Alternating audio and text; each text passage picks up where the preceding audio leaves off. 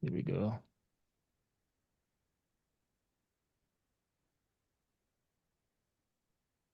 Just why don't you open us up and introduce, and we can get started then. All right. Thank you, everyone who have joined. And if you are having any trouble joining, we would like to apologize.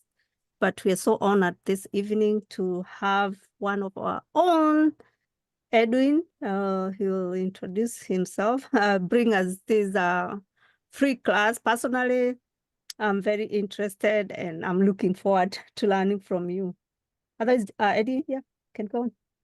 Awesome. Hey, thanks, Josie. Thanks for inviting me and for this opportunity just to talk to our friends and families and give them information about what they're, either missing out on or they've heard about. There's this concept of making money online. Everybody wants at least something that they can either do as a side hustle that replaces their current job, gives them extra income, or something to that effect. So we all have some common goals. Some of the goals that I have heard, and I won't go around the room asking, but some of the goals that I have heard for people who like to trade or want to trade or do any sort of hustle is to supplement income. It's always about income. You're trying to get something that will give you an additional source of income. They tell us to find five, six, seven multiple sources of income. This is one of them. It doesn't have to be the main one. And you can achieve your objective with several, not just one. If you can do it with one, great. Then stick with it. Don't change it. It's working. So this is one of the ways that you can definitely, make a little bit of money or a lot of money. First off, I want to preface this by saying that uh, trading in stocks or in those any of those kind of derivatives, instruments, digital instruments, whether it's crypto, whether it's options, futures, forex, involves large amounts of money. The success rate is very high. The failure rate is also very high, unfortunately. So it's both ways. So I want to present these from both sides of the coin. I want to make sure that you all understand that the possibility to succeed is quite high, but there's also a possibility that you might lose a lot of money. So with that in mind, we need to understand that if this money that you want to start trading with or invest, it is not money that you need tomorrow. The translation there is if it's money for your house, your rent, your mortgage, your food, your bus fare, your anything that you really, really care about and you have, budgeted or you think that you need that money for, this is not the kind of money to put in there. It involves risk, significant risk, especially because in a few moments here, we're going to see how that kind of risk can be exponential, right? Can be exponential. We'll go into a few examples. We will see how you can make $100. We will see how you can lose $100. We'll even see how you can make a few hundred or a few thousand, and how you can lose a few, that same amount of money. So that's important. The other thing I want to make sure that you all understand is that this is not financial advice. So if I see you all nodding your heads, that would be good, right? Or just put a Y in the chat just to understand that this is not financial advice. You understand that? So this is for educational purposes. It means that also that I am not licensed to give you advice. You need a certified financial advisor to do that. I am not one of those. So this is for educational purposes, and you should understand everything that you do with your money before you do it. So that's I'm just going to say that about one time. It's about the only time I'll say it, but hopefully you all understand that it's important for that disclaimer to be put out there. So let's kind of get a synopsis of what we're going to learn today. I'm going to teach you or introduce to you that concept of trading in the stock market. We're going to figure out what is the stock market, where is it, when does it trade, how does it trade, How do you actually make money? What is this thing that you're buying and selling, or what are you doing, in fact, to make money? We'll start with that concept because it is a concept that can be very, very strange, very hard to understand if you don't have any knowledge or any exposure to that type of investing. So we're going to describe what kind of products that you can work with, how you can move money around, buy something that you cannot see or touch or feel, and how does it even end up in your bank account in a way that you can now spend that money. That's important to understand that, right? So anybody who starts a business plan, most people, I think, will almost always start or put their business plan to make money. That is the overall objective. Nobody starts a business to lose money, right? Nobody starts a business to lose money. So we're going to try and figure out how is it that you actually do this? What's this all about? In the process, I will show you also the platforms that you need, the equipment. So we'll talk about that. We'll talk about location. Based on where you are, you will have different capabilities. If you're here in the US, or if you're in Kenya or somewhere else around the world, just like I showed you a few minutes ago, we see that approximately 30% of the people online right now are actually in Kenya. Let me see if I can share this one more time here. Can I do that? I think I can. Yep, I was sharing this graphic a little bit earlier to demonstrate that where are people coming from, and just from the simple statistics. I like statistics. This should be country or region. So I can see 30% in the US and 70% are in Kenya. And this is a breakdown of the city and state. And this is coming from the registration that you made while or that you made, just to join this webinar. So we'll talk about that, and I will like to answer questions that are also specific to where you are. So here's the deal. I want you to stop me at any time. At any time, if you have a question, a burning question, just find a good moment and ask your question. It is not rude to interrupt me. In fact, I like my classes to be very, very interactive, because that also shows that people are paying attention, and they can get their questions answered. Just in case we forget to come back to the question and answer that. So what is the stock market? The stock market is a place where you trade digital products. And the question is, what kind of digital products? So we're going to break down. You're going to hear a lot of new terminology, or maybe you've even heard about it before.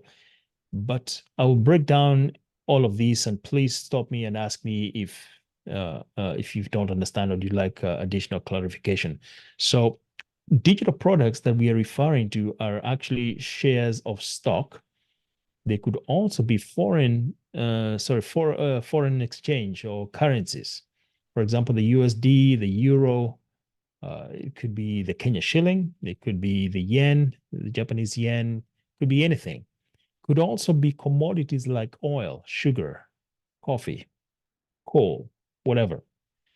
We're going to pay special attention to trading options on shares. That's what we're going to, because there's so many things that you can trade. We're going to just zero in on just one particular type of asset, and that will show, or that will form a blueprint for almost everything else. The concept is the same. You buy low, you sell high. That is the basic premise of where we all start. Well, with options, you can also, or even shares, you can actually sell high and buy back low, meaning that you're going to sell something you don't actually own. And the understanding with the brokerage is that you're going to buy it back to cover that position. We're going to see how you can be successful doing that. The reason we are able to do that is, or we should be able to do that, is to be able to take advantage of prices going up and going down. The prices of what? So the prices of a particular security, but the way you're going to hear me talk about a security, an asset, a symbol, a ticker, All of those things mean the same thing. So when you hear me say the ticker or the symbol or the underlying or the security or the asset, I'm talking about that thing that is being represented here. Some examples. Apple is a symbol that we all know. Everybody knows Apple. They make phones, they make computers, they do software, they make music, and all that kind of stuff. Microsoft is another ticker. Notice I've now used a different term, but they're the same thing: ticker, symbol, asset, security. So you're all familiar with some of the well-known companies, and there are thousands. There are literally thousands of companies that you can trade securities in. Those are just a few of the ones that people know well about. The reason I say those ones, and you notice that those are American based or US based, is because the stock exchange that we're going to be referring to is actually US based. It's based in the United States. There are many, many, many exchanges all around the world. In fact, I want to say that almost all countries have got a stock exchange or a securities exchange of their own. In Nairobi, we have the Nairobi Securities Exchange. In the UK, we've got several. We've got the London Stock Exchange, we've got the FTSE or the FTSE, Japan and China. We've got Shanghai, we've got the Shenzhen, we've got all of those things. Johannesburg is another big stock exchange. Well, here in the US, we've got several, but some of the best known exchanges are the New York Stock Exchange, the NYSE. So New York Stock Exchange is not only in New York, it's actually in two places. It's in New York and it's also in Chicago. So don't let that name confuse you. There's also the NASDAQ, which is very well known. There's the American Stock Exchange also in New York. So these financial places, it doesn't really matter where they are in the world, as long as you have access to them. So we'll talk about how you get access to those exchanges, what you need, and how you start playing. When I say play, meaning that, how do you start engaging with this in order to make money, right? So first off, you need a brokerage account. You need a brokerage account. So think in terms of when you go to your bank, you open an account, and it is usually very specific. It's either a checking account, meaning that you can write checks on it, can pay people can pay you, and you deposit money, and that's the simplest form of an account. Yeah. Think of a savings account. A savings account also is where you put money that you don't need to spend immediately. Maybe you're saving for something, saving to buy a house, saving to buy a shamba, a plot, or something, but it's not really invested. So don't confuse investing with saving. Those are two different terms. So let's break it down. Saving is where you're putting money aside. It's growing because you're getting some interest, but you're not really investing. You have a goal for it. Investing, on the other hand, is money that you're actively using to do something that makes you money. That's the difference between investing and saving. We want to be in a position where we are actually investing. So this is all about investing, not saving. So let's break that down. That investment account is the one that you need, and it is a special type of account called a brokerage account. So you want to get or be involved with an institution that has got a brokerage account capability. So I've got a few examples here. I've got, and I probably will, let's see how I'm going to do this. I'm going to start a notebook here. File, let's go with a new notebook. So this is going to be my poor man's way of writing notes on the screen. How about that? Yeah. So let's see what we can do here. So I'm going to give you some examples of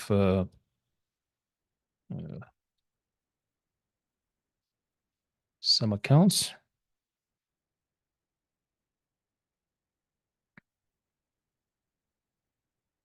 Also, yeah, some examples. So I'm just going to cut and paste here.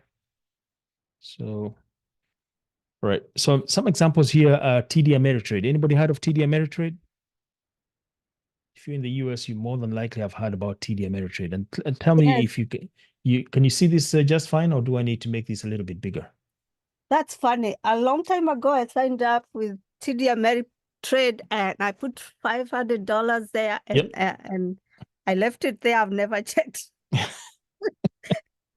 So I've Well, always been like, I need to check what happened to my $500. you should, because well, more than likely it's still there, because unlike Kenya, where they have dormant accounts and they finally close the money and the account and you don't know where that money goes, the financial system here in the US is actually quite mature. You cannot lose your money, even if you have not put a cent or withdrawn it for 20 years. That money is still yours, right? I don't see your screen. You can or you cannot. Cannot. Let's try this one more time here. So share. All right, how about that? Can you see that? Yeah, we can see that. Okay, all right. I thought you were I was sharing, but so yeah, that's you should be able to get to your money sometime, right? So Schwab is another one that is very, very common. Actually, TD Ameritrade was recently bought by Schwab. So these are they now have some of the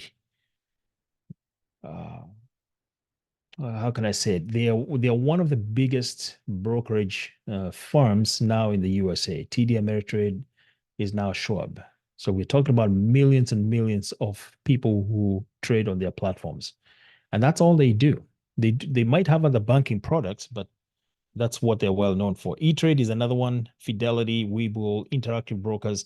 I want to highlight Interactive Brokers and TradeStation. The reason for that is because these two are actually brokerage firms that are available in Kenya. So even though they're US based, you can open an account. The only caveat is that it has to be inside of a US, it has to be a US dollar account. Okay. It has to be a US dollar account. So you said which ones are those? Interactive Brokers. So let me write over here, available in Kenya.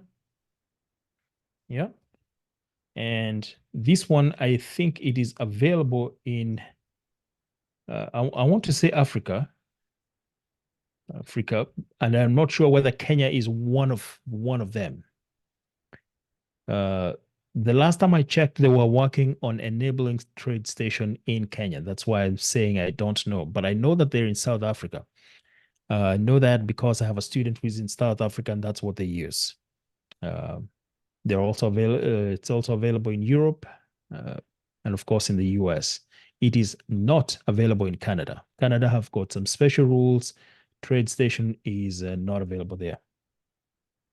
But if you're in Kenya, you want to go with Interactive Brokers. As far as I know, it is the only one that I can reliably say 100% that it is available in Kenya. Okay. That's the only one I can say that. So I also have students in Kenya, and that's what they use. Their accounts have to be in USD. I don't think that there are any brokerages that are trading, unless you're trading with an account, say in Europe, in which case you might be trading the euro, or if you're trading in the Nairobi Securities Exchange, then obviously it's Kenya shillings. But in general, if to trade in the US markets, it has to be in US dollars. Yeah. Real quick, let's talk about what you need. Even before you get there, do you need any special type of equipment? So this is something that might be quite overlooked, but I want to address it. I want to address it, in terms of the hardware requirements, like, what exactly do you need? So I'm going to say that you need a modern, fast computer, right? Okay, just before you go on, Yep. is Robinhood also among them? You can trade on Robinhood, yes. Yeah. Oh, okay, So okay. Robinhood is another one that you can use. Okay. Robinhood. So yeah, that's available to trade as well. So for simple stuff, simple shares, and straightforward, you can also trade options on Robinhood. So that's one of the ones that you can use. Which ones do I recommend, by the way? Out of all the ones that I recommend, because somebody might ask, Schwab is the one that I recommend. I highly recommend. And that's because I've used Schwab for a very, very long time, at least 15 years. So I'm very familiar with it. They're a powerful company. You want to go with something that is not going to close down tomorrow. That's important, right? Something that is has been around for a long time and has the potential to be around for a long time. Let's first talk about the hardware requirements here. Like I said, you need a relatively good computer, laptop, MacBook, desktop. As long as it's fairly new, then that should be okay, because you need something that is capable of the intense or the processing requirements. When you download the trading platform, it downloads a lot of data, a lot of information to your computer. So they transfer some of the calculations onto your side as opposed to on the server side. So you need something that's really good, really fast, really powerful. It's got a lot of memory. Now, don't break the bank, to build a supercomputer. Just find the latest one, and usually those are good enough. And then one of the things that you need that is super important is fast internet. Right? You need really good internet. Make sure that, because this is something that will actually make or break how you work. So if you have internet that is breaking out and stuff like that, then maybe you shouldn't trade. I have tested trading from Nairobi, by the way, because I travel to Nairobi at least twice a year, and every time I go there, I just use my Safaricom internet. It is good enough, right? So if you're in Nairobi and you're using Safaricom or Zuku, I think they have issues, but Safaricom is just fine. Right? Most places in Nairobi or within 50 miles of Nairobi, I think you're just fine.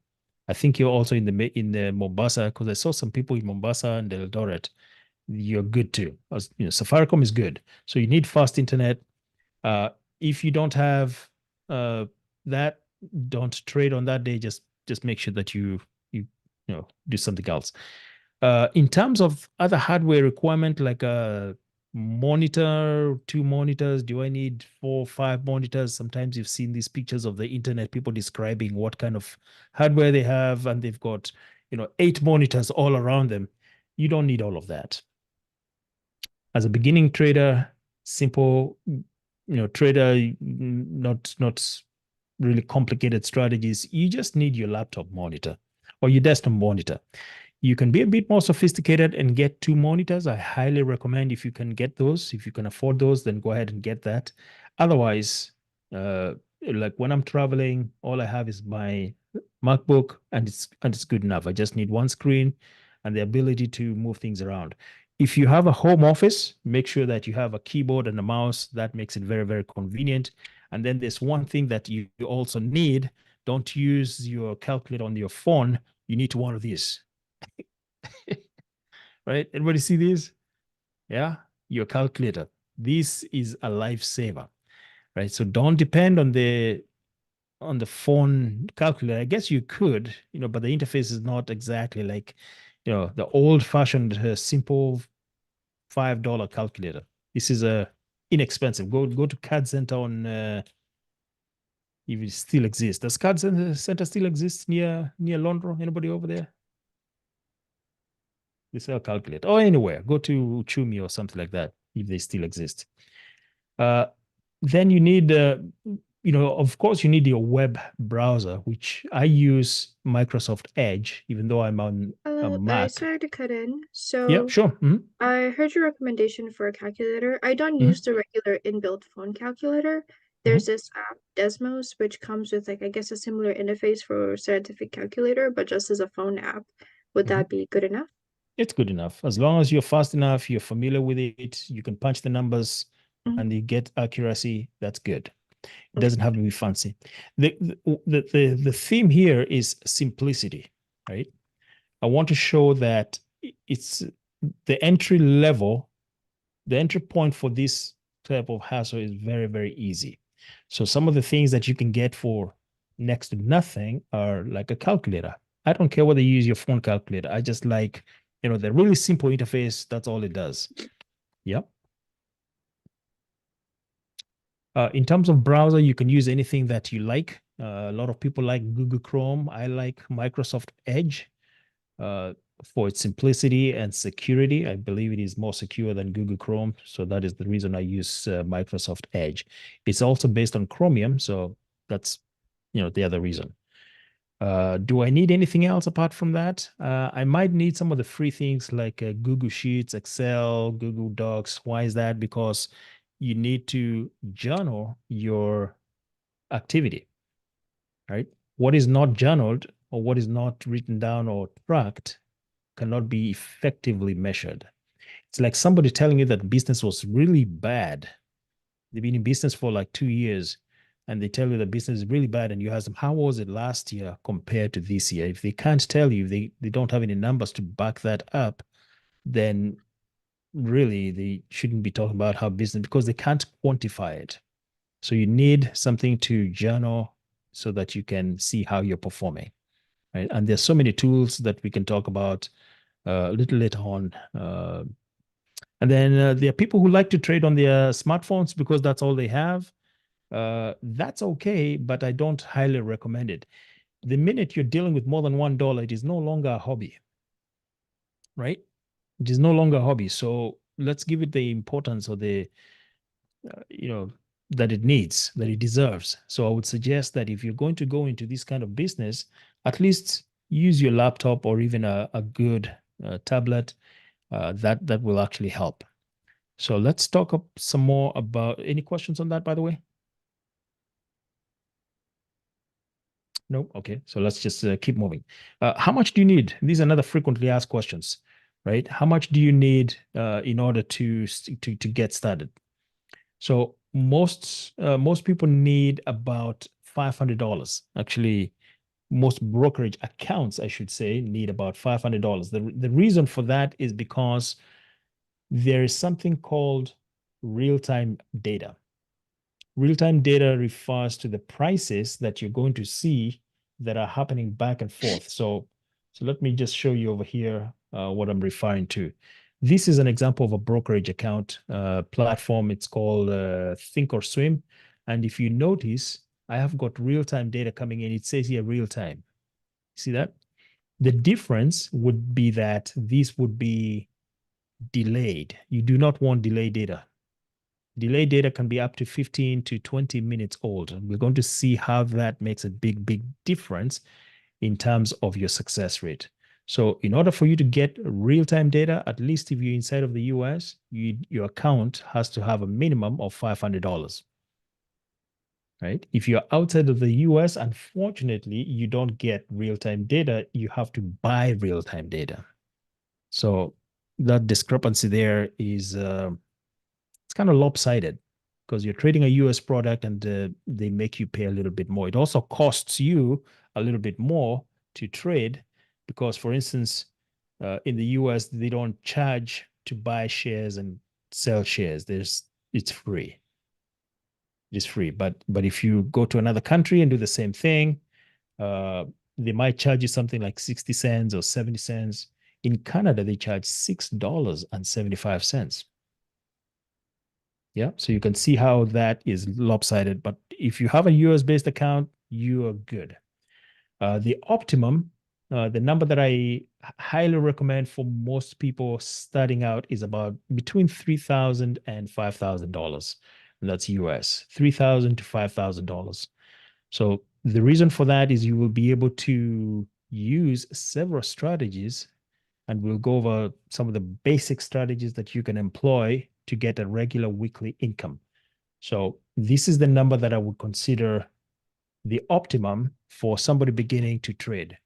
Now, if you have more than that, let's say, for example, you've got $100,000, $200,000, and you're just waiting to deploy it, you're ready to go, you want to make a ton of money, this is the time to stop. You should not do that, right? So hear me, one more time. This is the time to stop. If you want to put $100,000 in here, bad idea, really bad idea, because you don't know how to work with it. the best way to do it is to start off small and see how you can improve that amount of money. And I have seen my students work from about 3,000 to 5,000, and I've seen some of them even grow all the way to $70,000 and $60,000, all from about this much money. So you don't need 100,000. If you have 100,000, you need to be looking at a different way to invest. Okay, different way to invest. So we've talked about the hardware that you need. We've talked about the platforms, or rather the brokerage accounts that you can get.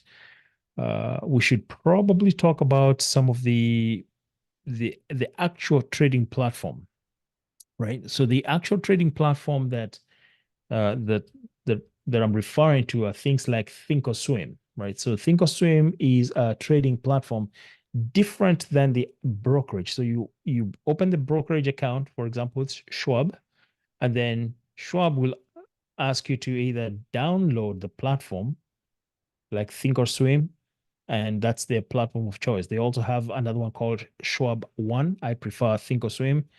I believe it is the very best platform. So once again, we'll be using that to demonstrate a few things. Tasty Trade is another one that I use quite a bit. Obviously, I have Schwab One because I have Schwab as well as an account. And then you're going to need TradingView. And we're going to talk about TradingView here momentarily. TradingView is another platform that you need in order to actually do something. We're going to talk about what TradingView is all about. It's a tool, web-based, that will help you identify prices and movement of share prices. And we'll break it down as to what is all this, what do these numbers mean, what do these graphs mean, can I zoom in, can I zoom out, can I change the interface? We'll talk about that. This is all part of investing, and it's basically stocks 101, believe it or not. We haven't even got into the deep stuff. So we'll talk about that. Let's see my notes here. We're going to talk about, we've already talked about Google Sheets and Chrome. All right, let me move on. Any questions on that, by the way? No questions. Okay. So TradingView, by the way, they have two versions or multiple versions. They've got the free version, and they have one that you actually pay for. So I do pay for TradingView, and the reason I pay for TradingView is because I want a little bit more data. Even though I have free data, I want a little bit more, and we'll talk about why I would need more data. When I talk about data, I'm talking about stats, pricing information, stuff that actually helps me trade smarter. So we'll talk about that. Also, I want to remove all the ads, the commercials, the distractions. I like a clean interface where I don't have to watch a video every 20 seconds for me to have that free, right? So they have to make their money. I respect that. So just pay them what they need, and don't show me any commercials. Simple story. How much does this cost? I think my subscription is, I want to say about $108 to $120 a year, something like that. It's I call that pocket change. Why is it pocket change? Because I can make that much money in about a minute. So you need to just spend the money, get the tools that you need. There are some other websites that you also need in order to succeed. So TradingView is one of them. Some of the websites that you need are FinViz. There's finviz.com, Forex Factory, CNBC, MarketWatch. Again, you don't have to subscribe to any of these. You just need to know about them and understand what they are for. For example, finviz.com is one that I use to find stocks. So let's talk about that. So this is just like it sounds, Finviz, Finviz, right? Finviz.com. And we are going to demonstrate how to find stocks, right? When we want to trade. That spelling for the website? Can I do what? Repeat the website. The website is finviz.com. It's F-I-N, yeah, F-I-N-V-I-Z.com. Okay. Yeah, because we Yeah. can't see your You can't see my you wrote screen? it, I can't see your screen. Okay. Is anybody else not able to see my screen? I can see it. No, the whole of it. We can only see side. You can Maybe it only depends on where you are. I'm on a computer and I can see No. very well. It's Yeah, quite you visible. can see Quite it on visible. computer. You don't have to Okay. adjust You do- anything. It's quite visible. Yeah, you might have to adjust, or maybe my notes Oh, are okay. not big enough. Let me actually zoom in here to maybe 175%. How about that? Let's do that. 175%. Yep. I'm going to zoom in like that so that you can see that. So if finviz.com, finviz.com, Is and is that's there a way you can zoom your zoom it in a way we can see it, because we can't see it. it is I actually know I zoomed can into. see the chat, but it's far for I can't even read it. Okay. Sorry about that. Are you on a computer or I'm what on device? phone. You're I'm on the using phone. a Okay. phone. That might be the issue. Okay. Oh, okay. Yeah, if you're on the phone, I think the capabilities there are limited. And Okay. actually, that's one of the reasons I said earlier on that when you're trading or when you're getting into this kind of hassle, trading on your phone, you will have a very different experience Sure. because the phone will try to compensate for some things that you normally would, on a computer, the screen is big, but on the Mhm. phone, they have to make sure that you at least see what they perceive to be important. So that's one of the reasons why you want to, stay away from the computer and from the phone, and instead trade on the computer. So hopefully that makes a difference. Yes. Let's see. So Finviz, like I was saying, it's and that's the one that I'm showing right now. It is a website that will help you find stocks. We're going to go through a screener and see how do I find what to trade, and we're going to explain what I'm looking for, what we're looking, because there are literally thousands of stocks that you can go in and trade with. But should you be looking at all of them? It's not practical. Instead, you want to find about maybe 15 to 20 of them that you actively look at, and we're going to call that a watch list. Remember, I said I'm going to be introducing a lot of new terms to you. So watch list, you've heard of watch list. If you have not, a watch list is simply a list of stocks that you are normally following, that you did, right? So you're following their prices, how they move, and that kind of stuff. All right, let's keep going. So we're building the blocks of what all of this is. We've talked about the stock market, where it is. Oh, by the way, the stock market is open on Eastern Time, 9:30 a.m. to 4 p.m. And this is in Eastern Time. So we're concentrating on the stock market in the USA. So just FYI, the stock market is open from 9:30 in the morning Eastern Time to 4 p.m. Eastern Time. So everything that we refer to on the stock market time is always going to be on Eastern Time. Even if you're trading in California and they have the stock exchanges over there in Los Angeles, it's always on Eastern Time. I think it's quite powerful. The East Coast, I think, drives the US economy. We stay up later too, so we're 3 hours ahead. So that's the deal. What else? On the stock exchange, we've talked about the hardware that you need, really simple. Almost everybody these days has got access to all these tools. These are things that you already have in your house.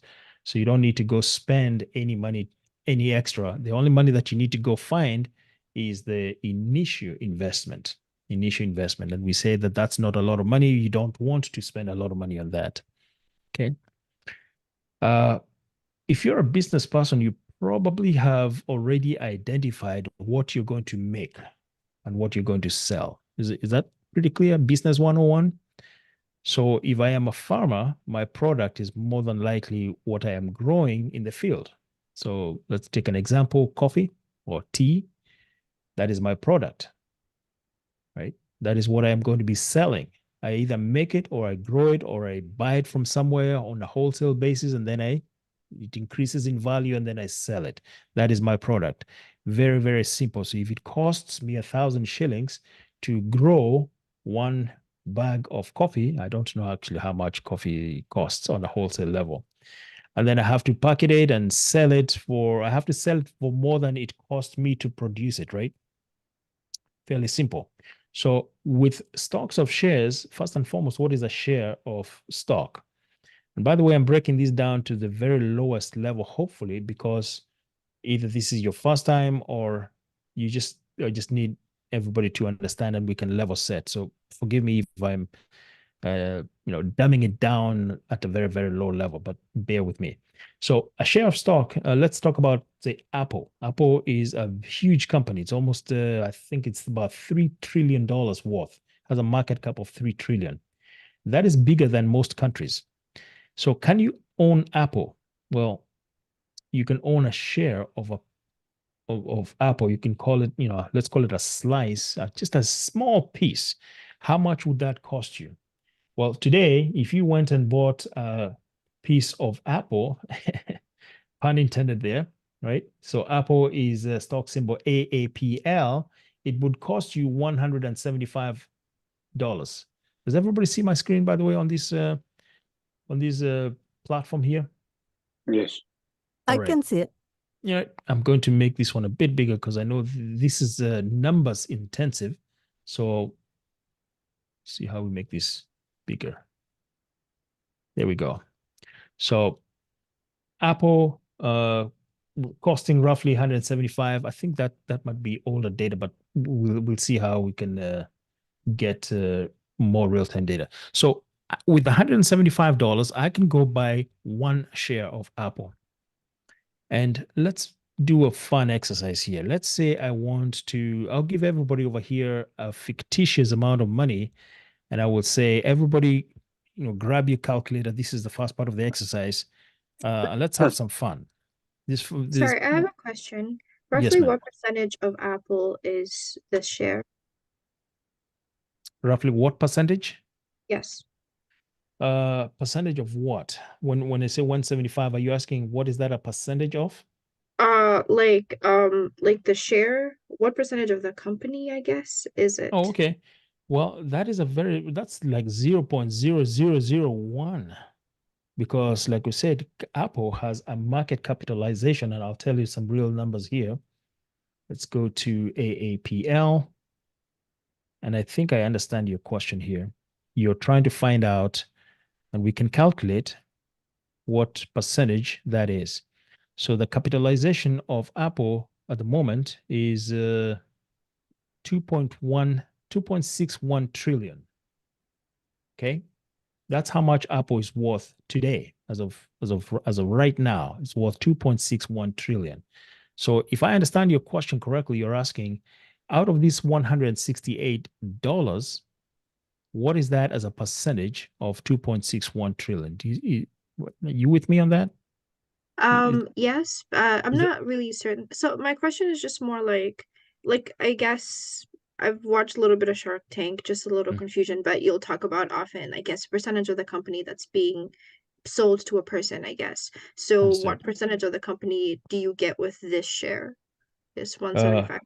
Yeah, it's probably 0.00, many zeros, and then put a 1 at the end. Okay. Yeah. And that's because Apple is a very expensive company. So when we talk about capitalization in Shark Tank, somebody comes into the show and they say, I need $100,000 for my company. And for that, I will give you 5%, right? So what the Shanks are going to do, they're going to say 100,000 and they divide that by 5% and say that you have a $2 million valuation. That is what you're trying to get to. Is that what you're saying? Yeah, I was just trying to figure out the percentage. Yeah, something like that. So to get the correct percentage of what that 168 is worth, then you would need to divide 168 divide by 2.61 trillion. So you've got a lot of zeros to work with there. But that's just an example of some of the biggest companies in the US. By the way, we call them what do they call these days? The Magnificent Seven. So there's 7 companies, and I digress here for a second. but there's this 7 companies: Apple, Microsoft, Nvidia, Amazon, Google, Meta, and Tesla. I'm going to skip over Adobe. So 1, 2, 3, 4, 5, 6, 7. So those 7 companies combined have got a market capitalization greater than most countries in the world. Right? So right now, the only other companies that, or the other only countries that are bigger combined are the USA and China. So you can say that those 7 companies have got a GDP or a capitalization that can move the world. That's why they're that important. We notice them every time they move. It makes a huge difference. So we'll talk some more about that. But I like your question. I like where you're going. So remind me to talk about that again. Let's see. And by the way, the questions, just like she did, just ask the questions. Don't wait for me to move too far before you before you ask the question, right? So good job on that. I was talking about products. So we give the example of a farmer. He's got coffee. That's what that's what his product is, and then he's going to sell it for more money than it cost him to produce it.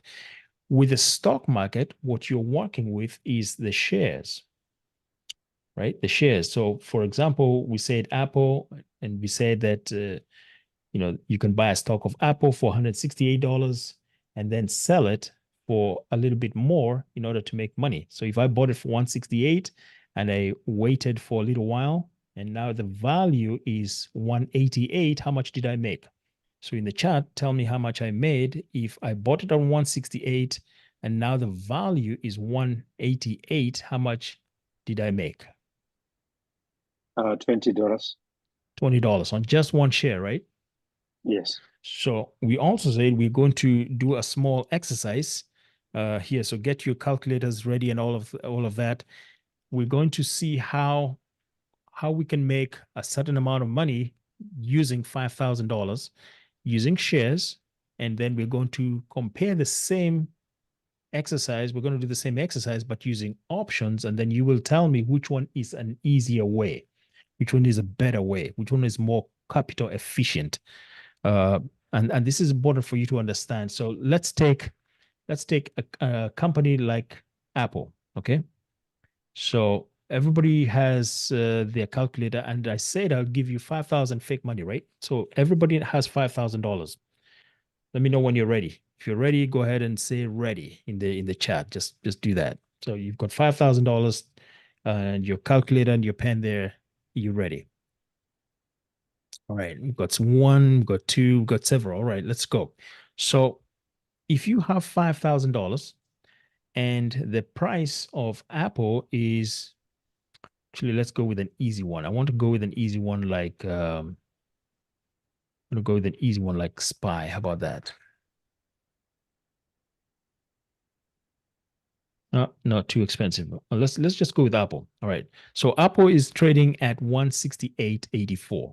Let us give it a value of 169 as your trading price. 169. All right. So the value of Apple is 169. That's the value of one share. If you have $5,000, how many shares can you buy? 29.5. Right. How did you come up with that? I divided 5,000 by 169. And you came up with about 29. Is that what you said? 29.58.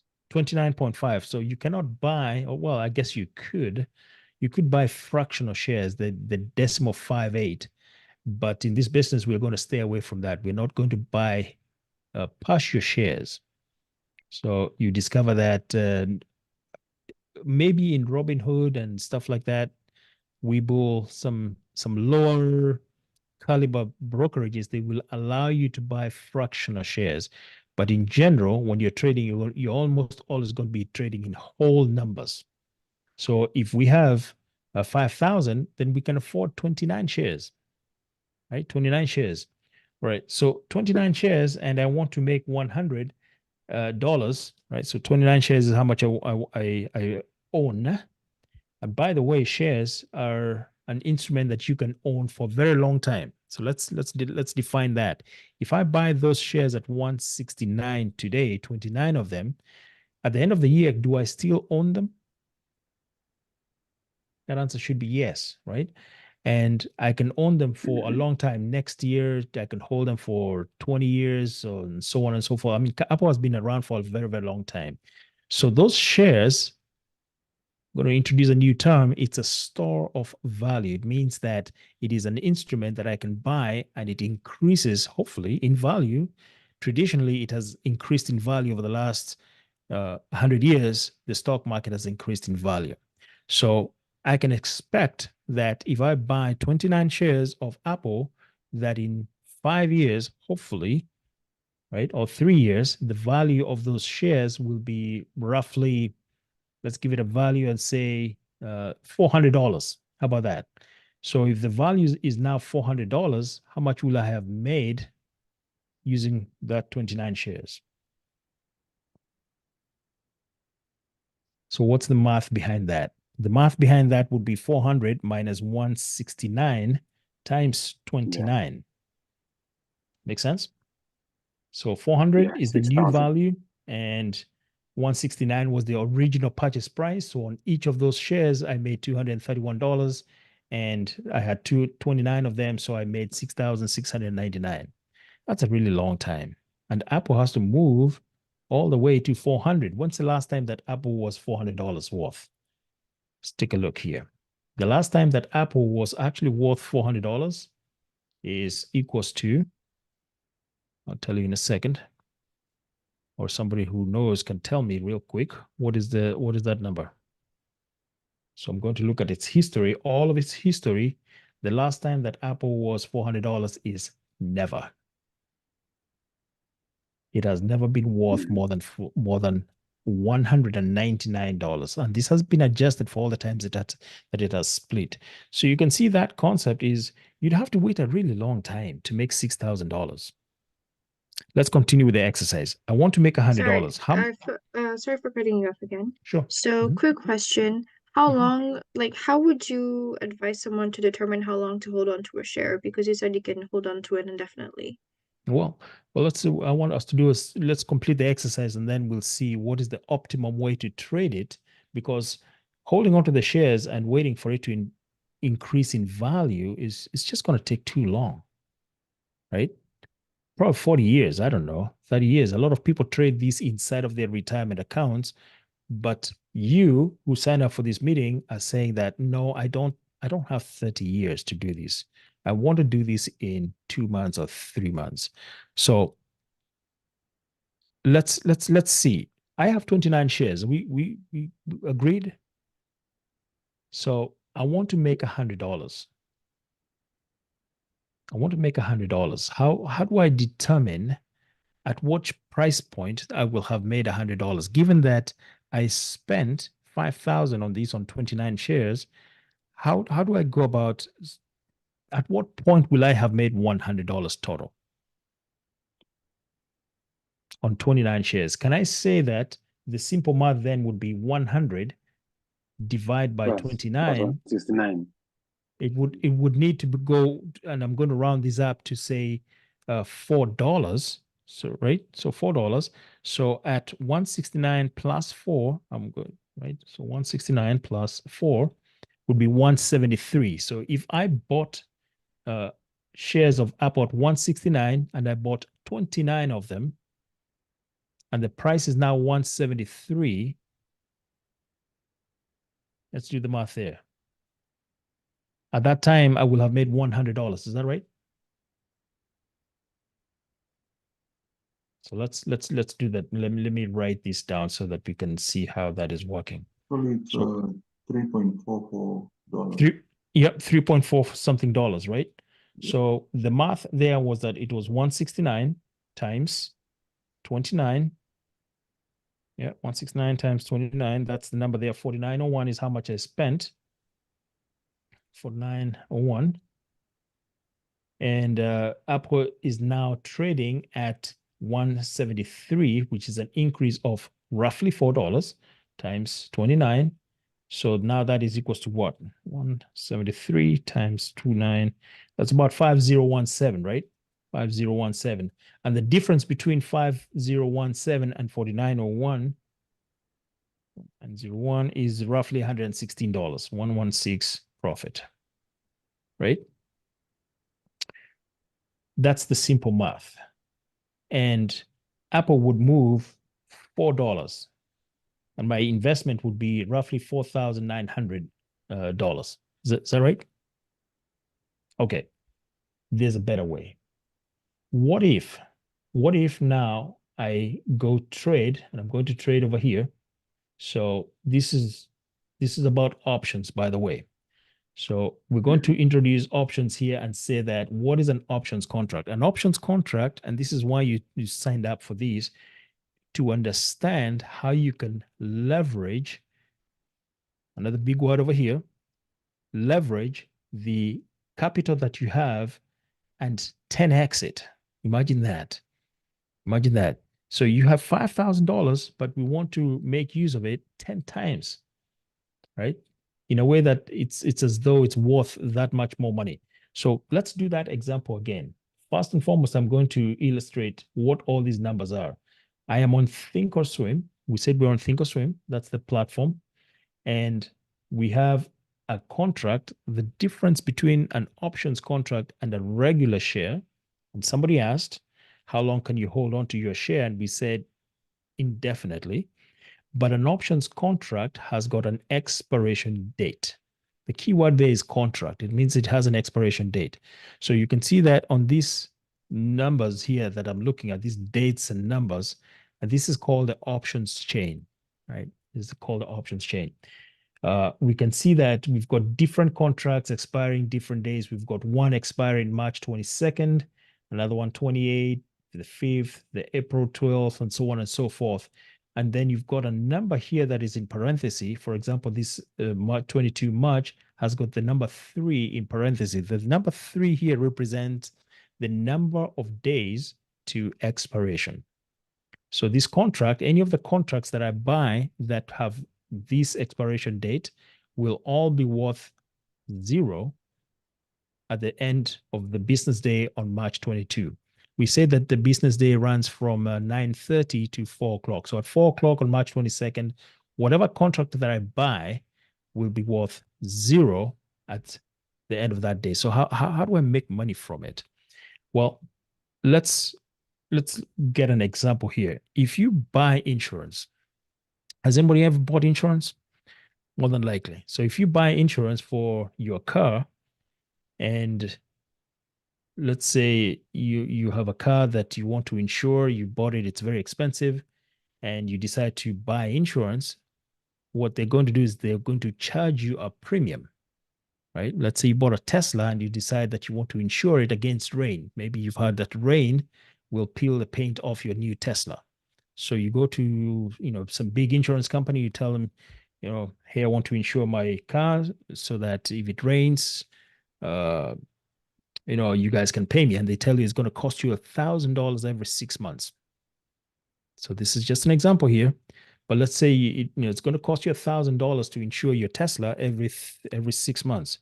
So month number 1, it's dry as a bone, doesn't rain, nothing is happening. Month number 2 comes along, nothing is happening, and you decide, you know what, I think it's not going to rain for the next 4 months. So you go back to the insurance company and tell them, that $1,000 I paid you, I no longer want to insure my Tesla. I want my money back. What do you think is going to happen? What do you think is going to happen? So just unmute and tell me. Well, yeah, they're going to give you $1,000? Are they going to give you anything? They'll tell you to let it expire. Yeah, they'll tell you to let it expire. But if they're good, they might tell you that maybe it's not $1,000 anymore, right? Mm. So what's actually going to happen is that they will prorate how much time has elapsed. So let's take an example. You said that you were insured for a term of 6 months. You paid $1,000 at the beginning of that time. And so 2 months have passed. And so that $1,000 worth of insurance is no longer worth $1,000, it's actually worth a fraction of that time that has expired. Mhm. So it's you've still got 4 more months of insurance. So that, the insurance company rightfully should give you that money back, and they will. That's a common occurrence. It means that there's something called theta, Theta. That's a Greek that I'm introducing to you. Greek is one of those things that that actually means something. So let me add that, and I'm going to choose. Did you say Tika, or what did you say? I said Greek. It's a Greek, like in the language from Greece, Greek. Uh-huh. Mhm. So everything Theta. that you see in this column here is a But Greek. you said Tika. Did you mention Tika? No, theta, the y- third column. Theta is on the. I said theta, Theta. Oh, theta. Yes, theta. Well, I guess it's theta. Call it theta. The symbol, like the symbol theta. Yes, that's right. That's the symbol in mathematics. Okay. Okay. Exactly, Or exactly. in statistics rather. In statistics or mathematics, yes, theta is that it looks like a Theta. Okay, I triangle, get you. right? And it is Yes. it's a rate of change of something. Actually, the symbol is the triangle is the delta, but theta is Yeah. has a It looks T like in a it. circle Yes. So with a tail. Yeah. with a tangent, yes. So theta represents the tangent, yes. decay of premium. The premium that you paid, that $1,000 that you paid to the insurance company, is no longer $1,000 at the end of the first day, second day, and so on and so forth. So the same thing with a premium that you buy that represents 100 shares of Apple, it is going to decay. So let me continue with this exercise here. For instance, well, first I'm going to simplify these, and then I'm going to expand it. Remember, we had $5,000, right? Yeah. An options contract doesn't cost $5,000. Well, they can if they're very expensive, but in principle, each contract represents 100 shares. So this is where the leverage comes in. Before I expand this, I was explaining that these are the expiration dates. We say that the number in parentheses is the number of days to expiration, and then the number 100 represents the leverage amount. So we said we're going to 10x our capability, and we're doing exactly that with an options contract, because each contract is going to represent 100 shares. Does it mean that it is going to be worth that much money, or 100 times 174? That answer is no. So let's choose an expiration date here out of the blue. And there's a method to this madness, but we're going to pick just one, April 12th. Okay. And we're going to say that we're going to pick the 170 strike. So notice here that now I have introduced another term called strike. So let me draw some circles, or let me draw some numbers here. Okay, This just before you go on, yep. Mhm. I see that there's a 22nd of March, which has already passed. Yes. So I'm using a demonstration account over here that okay. that I backdated to show you the sequence of events. Oh, okay. Yeah. So this is an actual, you notice here that this is an on-demand account. So one of the beauties of this platform is that you can simulate trades as part of your learning experience. You can simulate to see how things would have happened had you traded a particular way. So remember, I recommended Thinkorswim as my platform of choice. This is one of the reasons, because while you're learning, you can enter the on-demand mode, where you're now in learning mode. You're not actually spending real money. You're spending practice money, and you're practicing strategies. So that's a good observation there for, who was that? That was George, right? That's He's correct. you got a keen eye. I like that. So strike is also a Greek. And when we're choosing a contract to purchase, we have to choose a strike.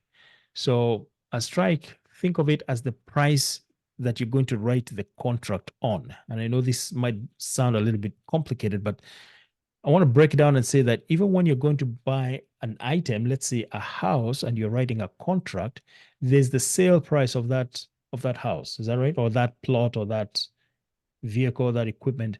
This is the same thing. So we are going to decide that we're going to base our transaction on the price of 175. You also notice, and I'm skipping here forward a little bit, there are two sets of prices. Go ahead. Andy, can you recap again when you are choosing a trade, when you're choosing contracts to trade, you said Yes. you also choose a strike to accompany that. Correct.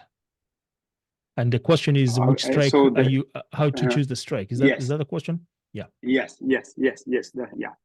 Fantastic. Yep. I'm answering that question right now. So how do you choose that strike? And I was just about to explain.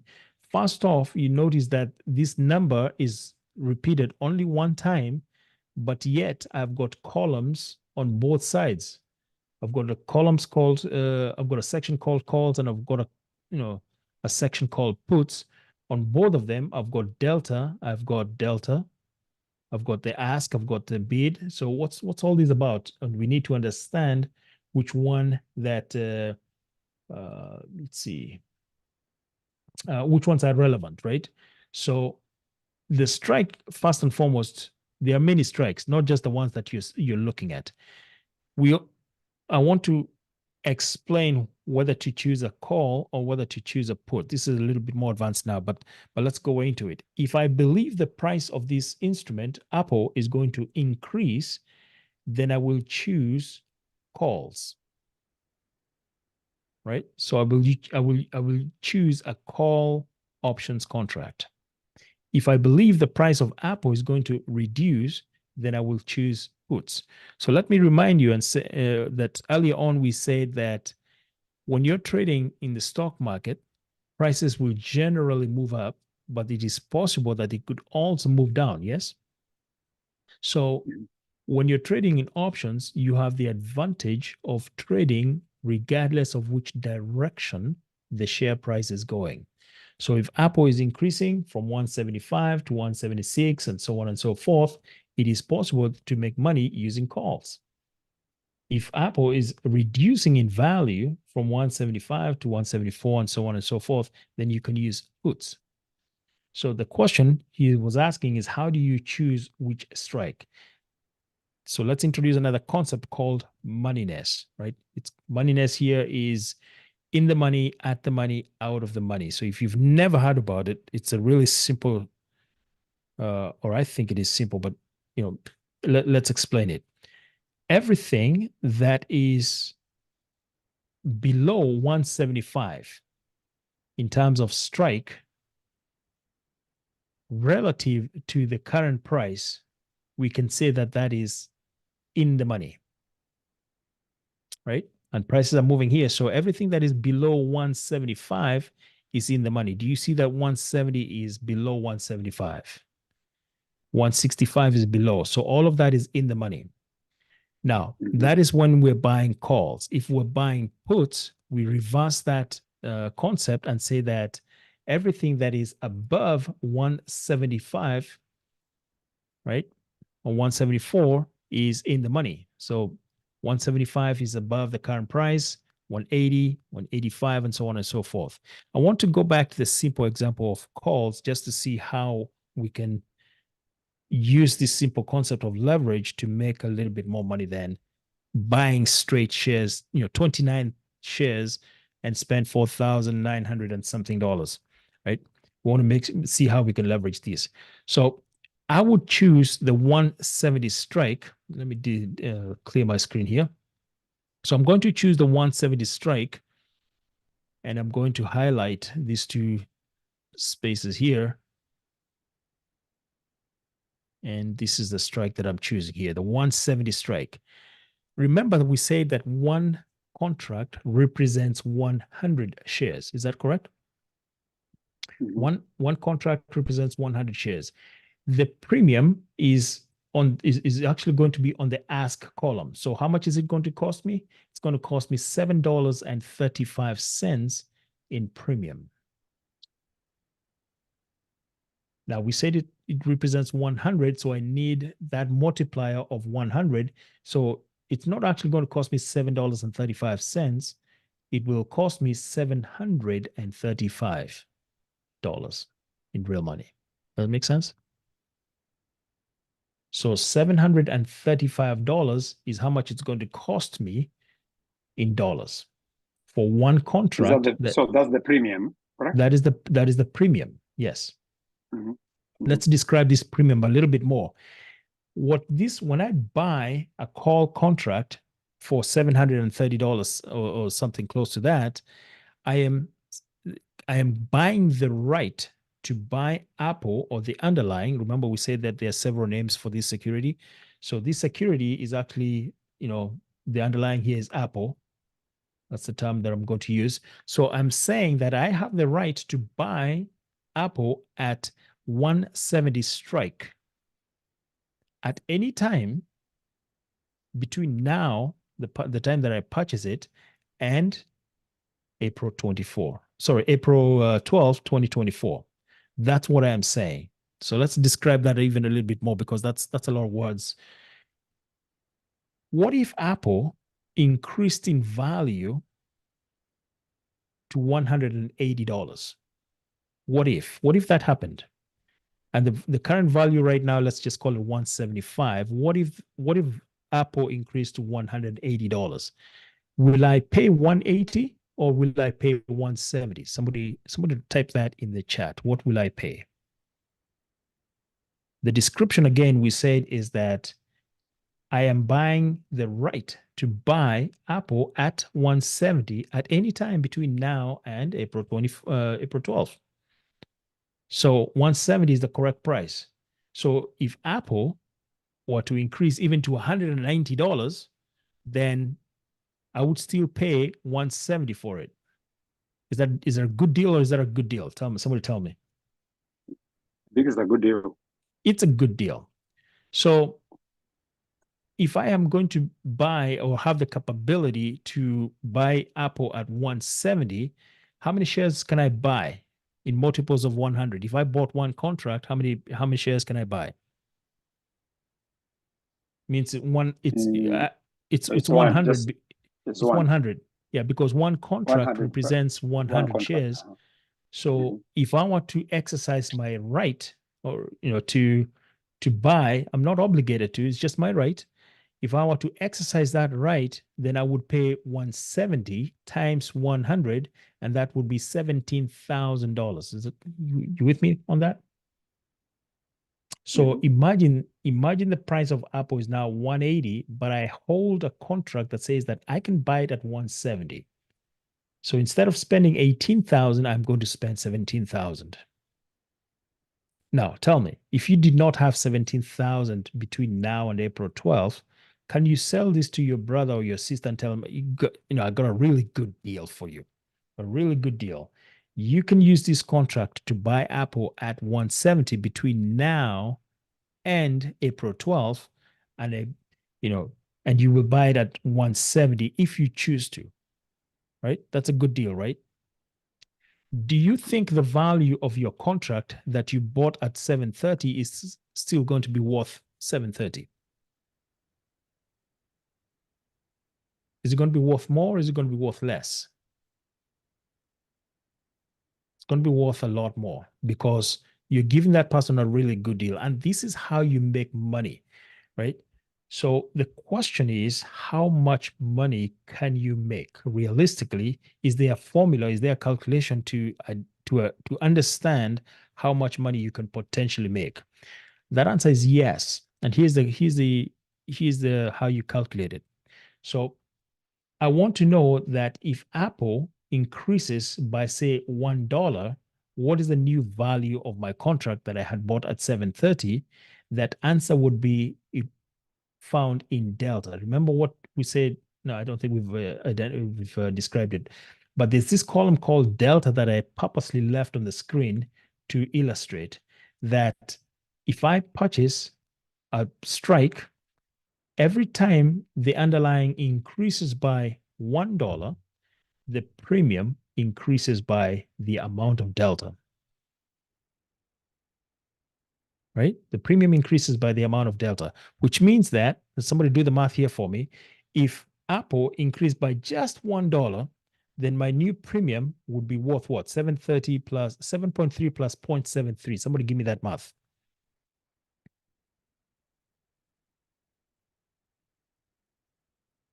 So 7.3 plus 0.73, it's going to be worth $8.03. You with me so far? That's the calculation. Did everybody Yes, get it? yes. Please stop me Dora, here if you Dora did not, and if you three. do not get it. How much? $8.03. 803, right? 8.03. Okay. What if Apple increased another $1? How much is my premium now worth? So every time it increases by $1, I add 0.73. What is it now worth? 9.03. Okay. 9.03. It's more like 8.76. 7.3 plus 0.73 give you 803, and then we're going to add another 0.73. That answer should be 8.76. Oh, sure. My bad. Yeah, Yep. actually. All right. I see it. Pastor, you need new batteries on your calculator. Your calculator. Yeah. All right. But you now see that the new value of your contract is now 8.76. How much total was that? 0.73 times 2. Let's do some quick math over here. We're just going to work on 0.73 times 2. It is $1.46, right?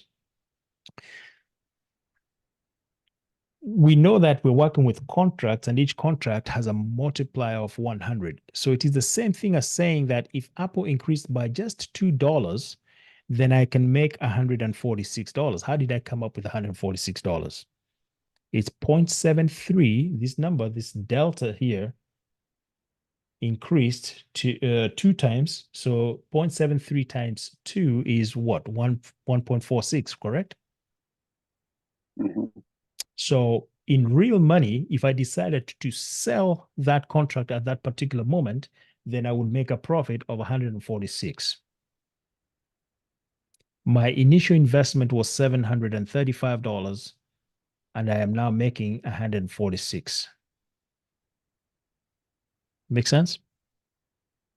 Apple only had to move $2. So let's go back to our previous example where we had $5,000 and we said we want to make 100, and Apple had to move $4, right? So remember, you spent let's call it $5,000. Apple had to move $4 in order for you to make 100 using shares. And we thought that was a good deal. Well, let's evaluate whether that's a good deal. If I buy an options contract for $7 and the price is moving here, $7.35, right? And the delta is 0.72. Remember, each time it moves $1, my premium increases by 0.72. Is that right? So 4 times 0.72 is how much?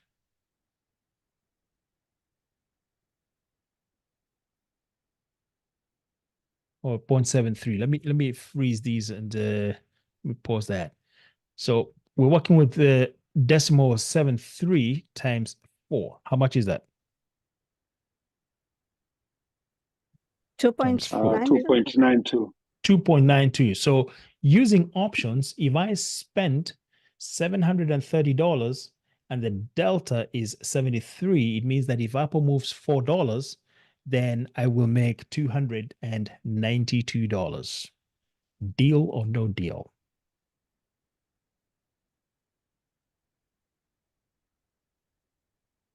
Deal. I think it's a deal, right? So for $700, you made almost $300, and all that needed to happen was for Apple to move $4 up, correct? Well, somebody ought to ask the question, what if Apple drops by $4? What if the price went to 170 instead of going to 179? What would happen?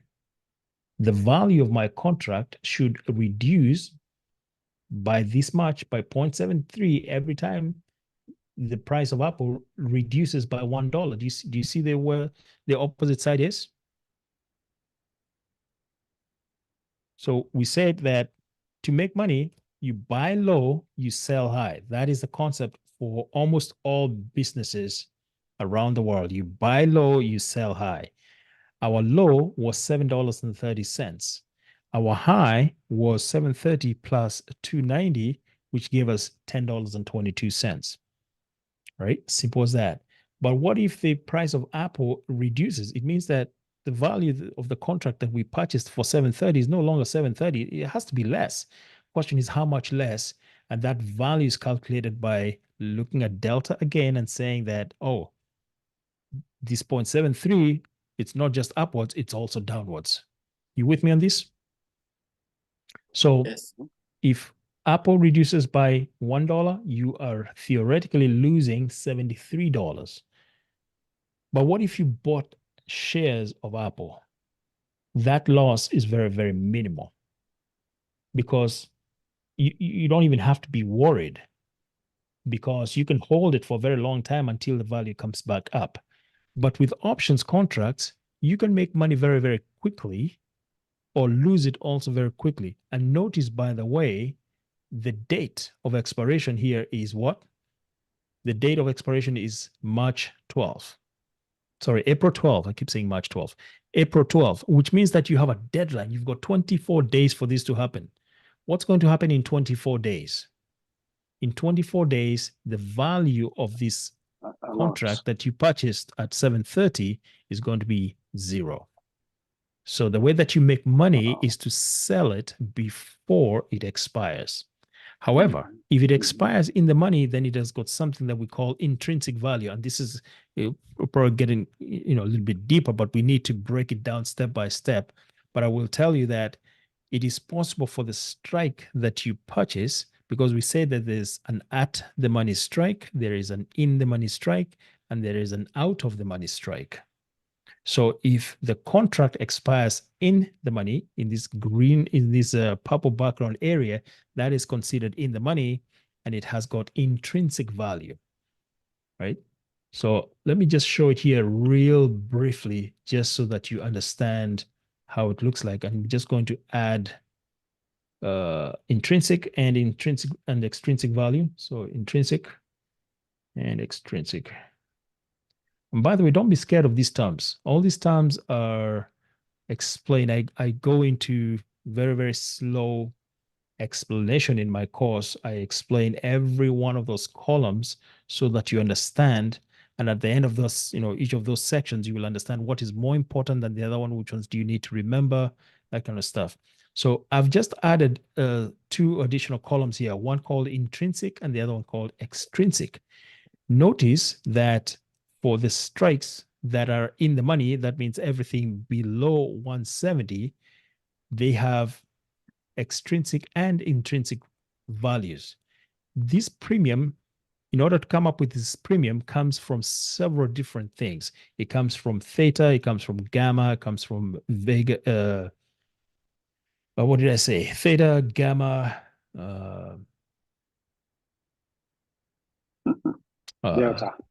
delta, all those things. There's plenty of things. Delta, gamma, theta, vega, and even rho, which is not listed here, are what I use to calculate the premium. So it's not just a simple, well, we'll just sell it for you 730, right?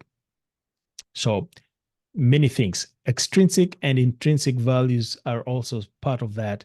They expire or they decrease in value. We talked about theta, which was time-based, and we say that that is the metric that we look at to see by how much is that premium decaying.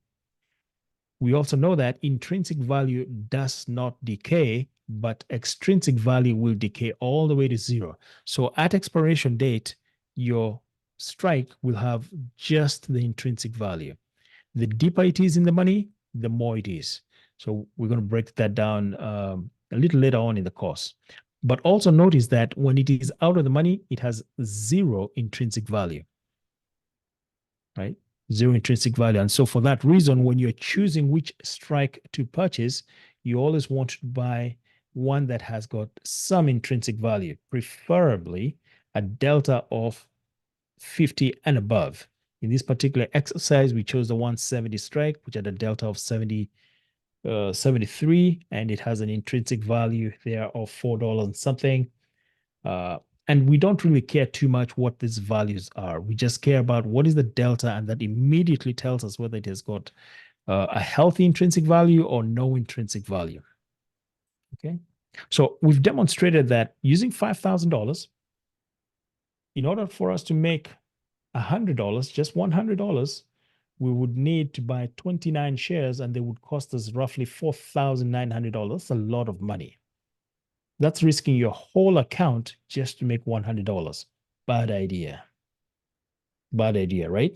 We've also seen that with using options, you only spend $730, give or take, and we were able to make $300, or potentially $300, or $292 to be exact, if the price of the underlying moved just about $4.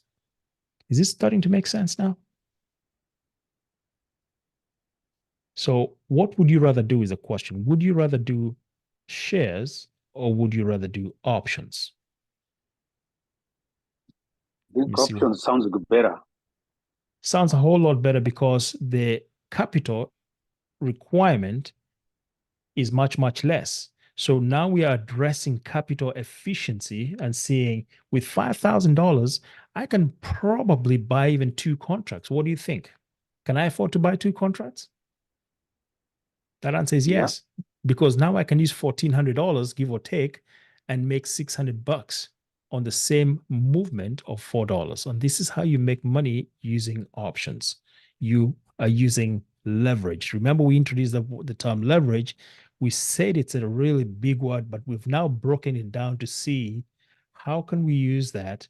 How can we use options to leverage those shares 100 or 10x? Right? This is 100. I think it's 10x. Yeah, 10 times. So actually, it's 100x. Sorry, because one contract is representing 100 shares. So you're 100xing your capability, and you don't need such a huge movement in the underlying in order to make plenty of money. So you've got benefits all around. Let me pause there for questions.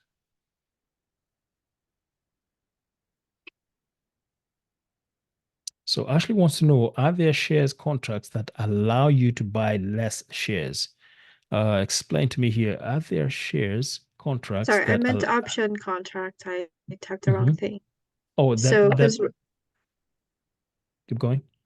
No, so what you're showing right now gives us the opportunity to buy 100 of them. So I was just wondering if there's something, contracts that allow you to scale it down. So kind of same properties, but less shares.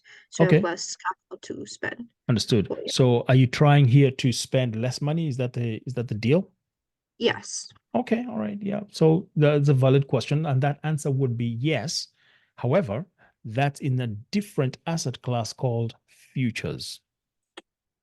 Right? So with futures, it's a whole different ballgame, but the underlying principle is the same. And I'll show you an example here of a future like ES. The ES symbol ES is actually the S&P E-mini futures.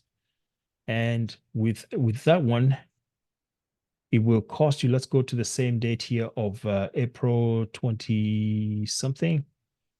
Actually, that was 24, right? It was a 24 DTE, I think. And let's see what that would cost us. My data is coming in very slowly, so we'll just wait for it. Or we'll go to, let's go to this one that, no, maybe not. Be the time of the night. So that answer is yes. And one contract would actually represent 50 in the case of ES. Let me just verify that information. If I bought a contract here for $63.50, the actual expense here would be 5,000. Sorry, that would be 3,162. So no, it would. That's an expensive contract.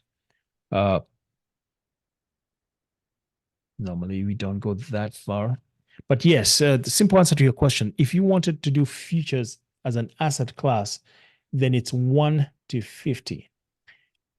Each asset class has got its own leverage amount. For example, gold, we're talking about ounces of gold. If you're talking about oil, then you're talking about barrels of oil, I guess, bushels of corn. So all of those have got their own modifiers or multipliers, and they require a slightly different set of rules.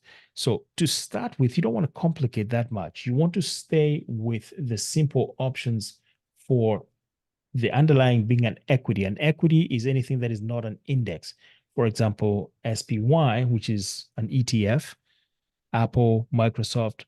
And that's why we're going to talk about FinViz, about where do we go find good stocks.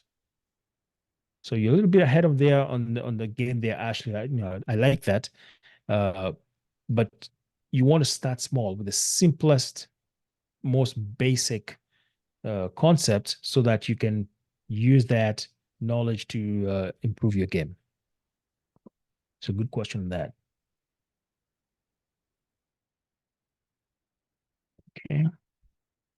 That was awesome. Let's see. So what kind of things should I be watching? And that's why I want to talk about FinViz. So how do I go finding stocks that I can afford? And which ones should I even look at? So let me give you a quick tutorial here on how to do that.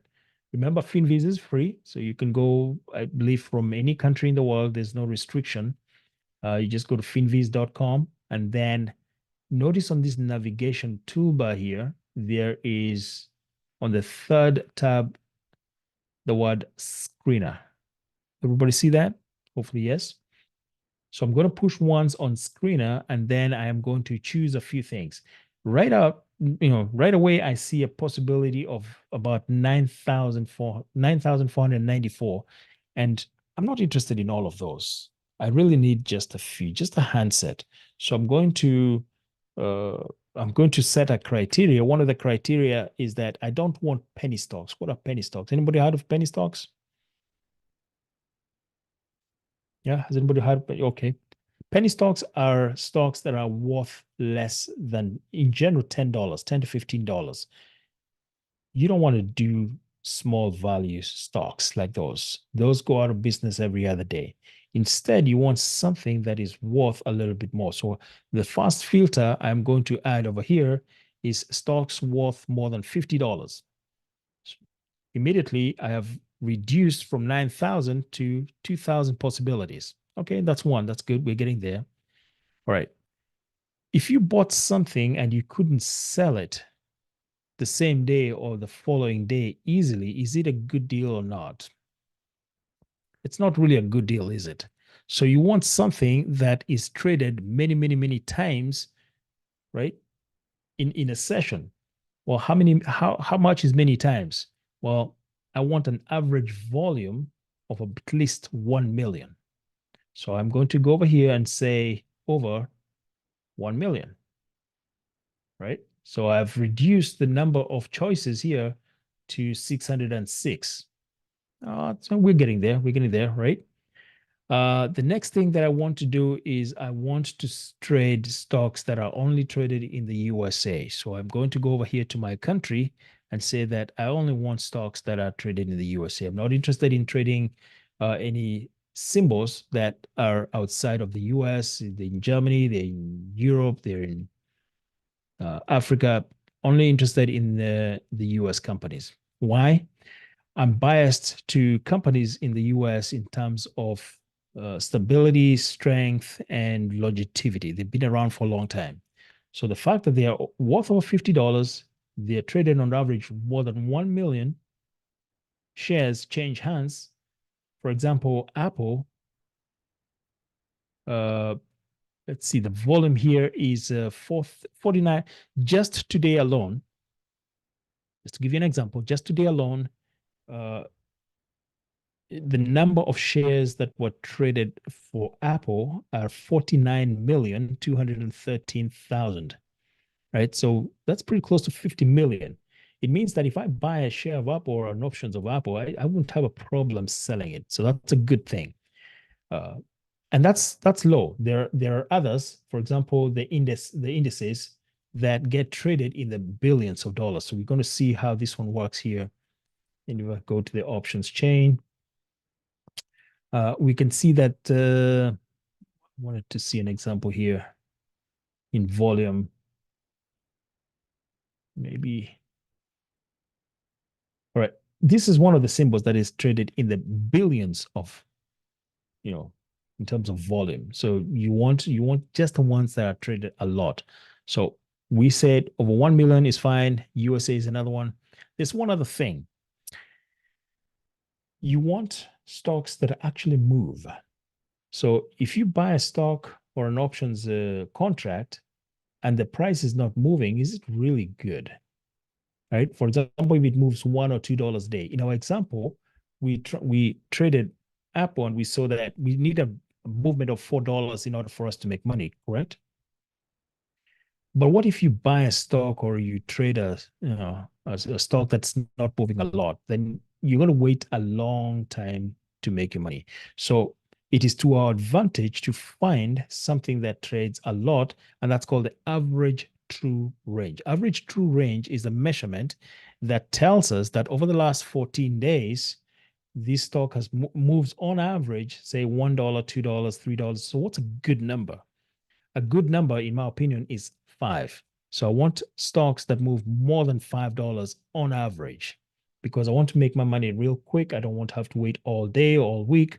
I need to buy today, get out tomorrow, or something like that. So let's look for the technical indicator here for ATR. I think it is a technical indicator. Let's see, it could be also fundamental. And notice I'm just clicking on the tabs over here to find it.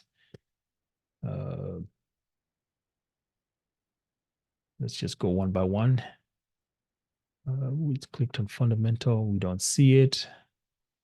And anybody, if you see it out there, tell me.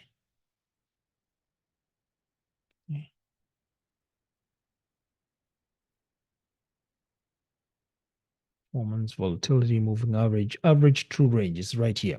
So do you see this metric over here, average true range? What I had to do was click on technical in order to find it.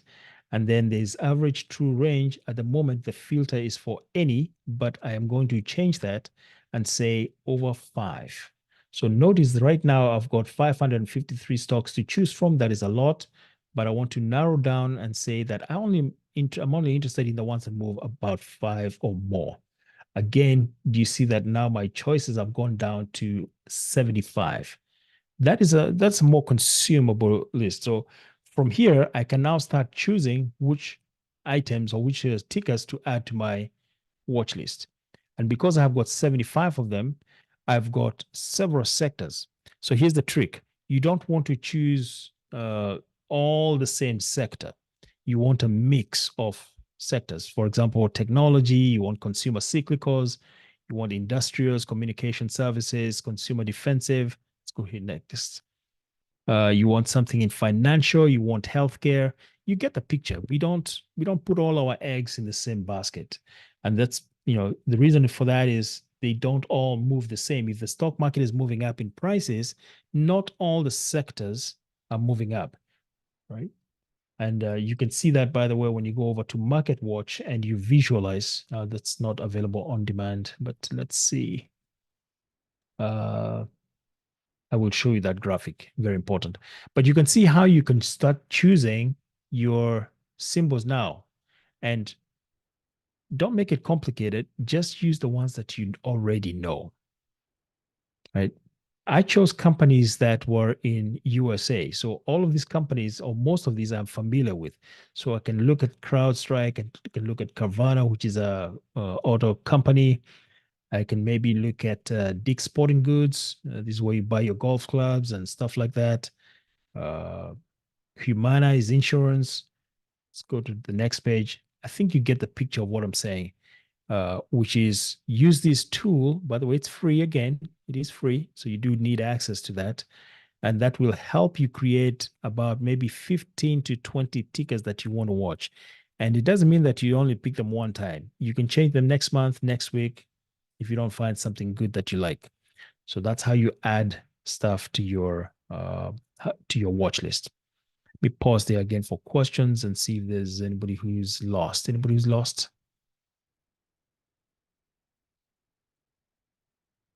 All right, so what have we covered today? Today was basically an overview of what you could possibly achieve using options. We looked at an example of spending $5,000.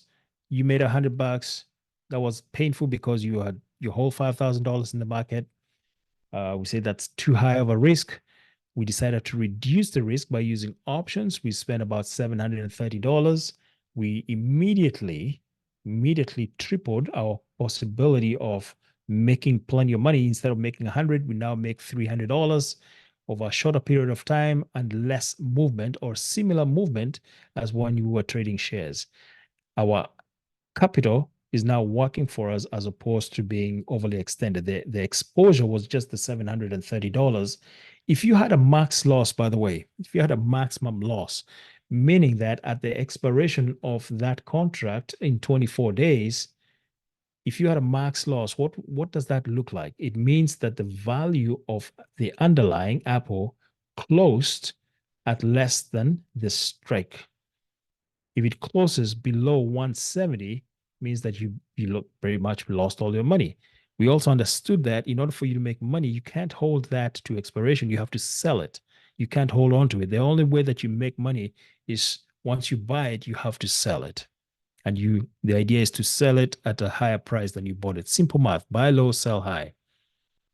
In another example that we didn't have time for is how to make money if the price of the underlying is reducing and you wanted to see how to make money when that price is going down. So make money both ways. Another example we could have done today is, how about it's just moving sideways?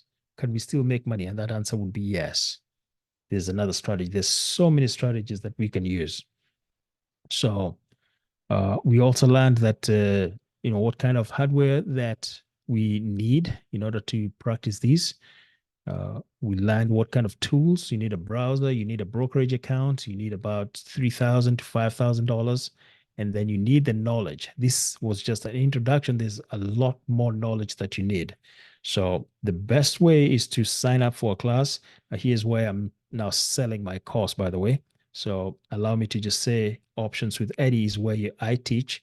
And it's an 8-session program that teaches you from beginner all the way to advanced. And in between everything, you should be able to at least make some money before the class is over. So that was a little segment I wanted to, at least let you know about that. So questions on anything, not just trading, but any questions? I just had a question I think I forgot to ask when you were talking about as soon as you buy, can you sell like almost immediately? Oh, yes, you can. In fact, that is what day traders do. So just to elaborate on your question, for everyone, if you purchased an options contract, even if it expires 45, 90 days from today, your question is, can you sell it tomorrow? Can you sell it in 2 hours? Can you sell it in 1 minute if it has met your objective? That answer is resoundingly yes. Yes. So I am more of a swing and day trade. Actually, I practice both day trading and swing trading, which basically means that the difference between the two, a day trader buys contracts or instruments and sells them the same day. That's me. A swing trader buys instruments and holds on to them for maybe a few days, a few months. That's also me. So I do both. I do both day trading and swing trading. Both of those strategies constitute my weekly income. How much am I usually looking for? It could be anywhere. the minimum amount of money that I need from each trade, and this is now getting into a little bit more detail, I'm usually looking for somewhere between $500 and $1,000 every time I trade. Okay. And I use options, and I know that the capability to do that exists. It is also possible to lose $500,000 in a few minutes. Remember, we said that there's risk in this industry, right? Huge amount of risk. We said if this is money that you need for your household, don't do it. Right? I don't know how many people ever hear that. You only hear the good side. But I want to tell you both sides. Please, if the money that you're thinking of investing is really important to you, you should not bring it to the market. The market knows new people. It knows new people. So it will identify just on your trading style and all that is inexperience. So how do you learn how to do this? And it requires money. Well, don't be discouraged. When you open your account, you also get a paper trading account. A paper trading account simply means that you've got a practice account. So if you lose money there, you can simply just reset the numbers to whatever number that you like and say you've got $25,000 and you start over. And you need to stay there until you learn how to do it. Don't use your own real money to trade while you're still learning. So I'll teach you how to set up all of that. And it's super, super important. I don't allow my students to trade with real money in the first 2 weeks. In the third week, that is when you start trading money, and we have we've got definite goals. We also look at possibly making about $1,000 a week or a couple grand a week. Usually within 2 months, you should be at that level, and then you grow from there. What does it take to become an experienced trader or a very good trader? It takes about 2 years.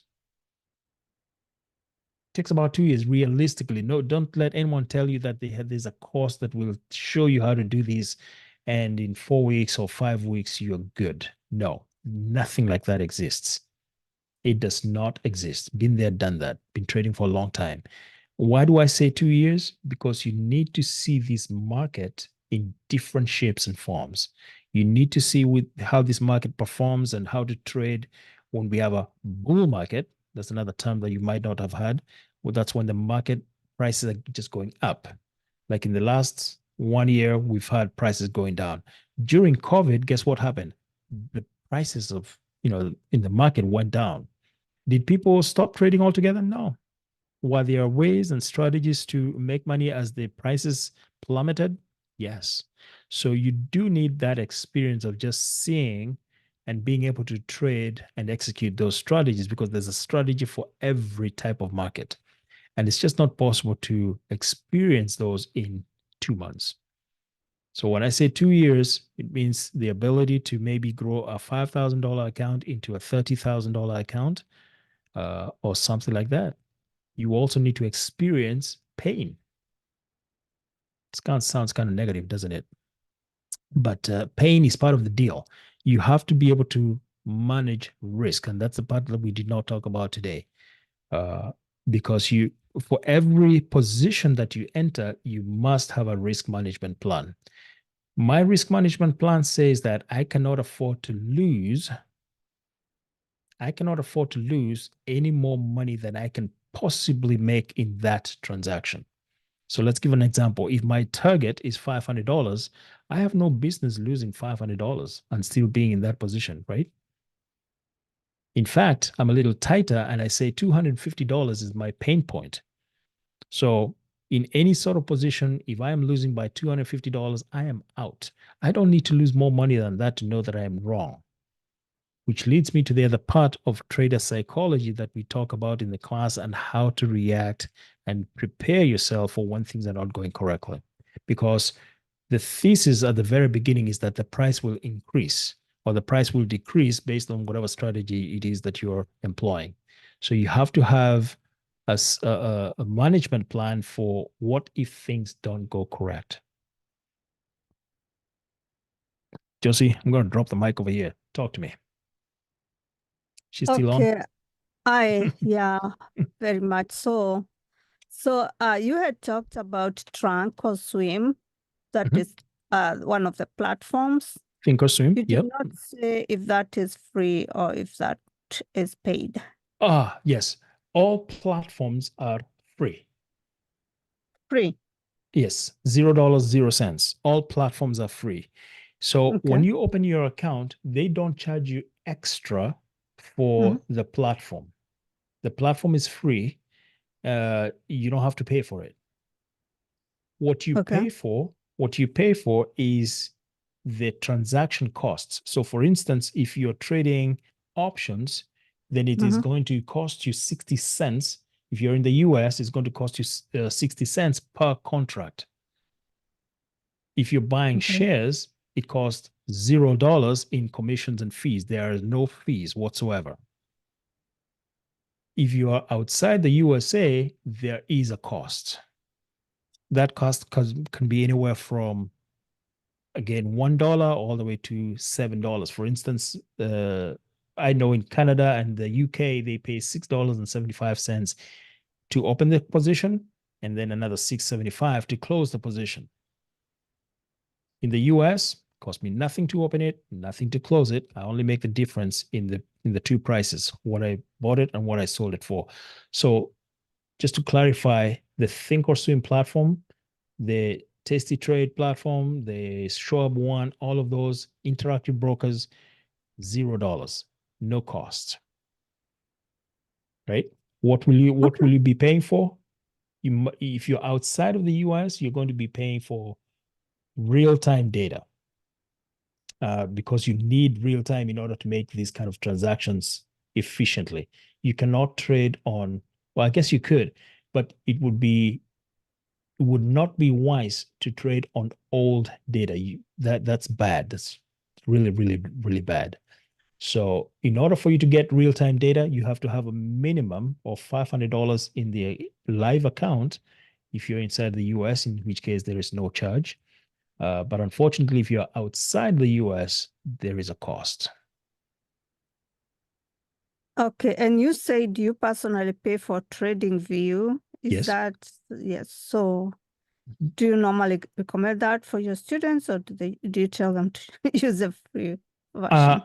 I actually do recommend that they pay for it Okay. because with TradingView, you can also get a data deal from them, and it is usually much, much cheaper than what your broker, if you're outside the US, would pay.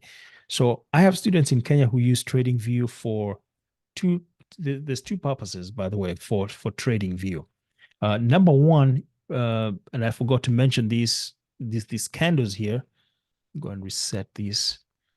You need a utility that will help you understand where price is moving. We didn't talk about that.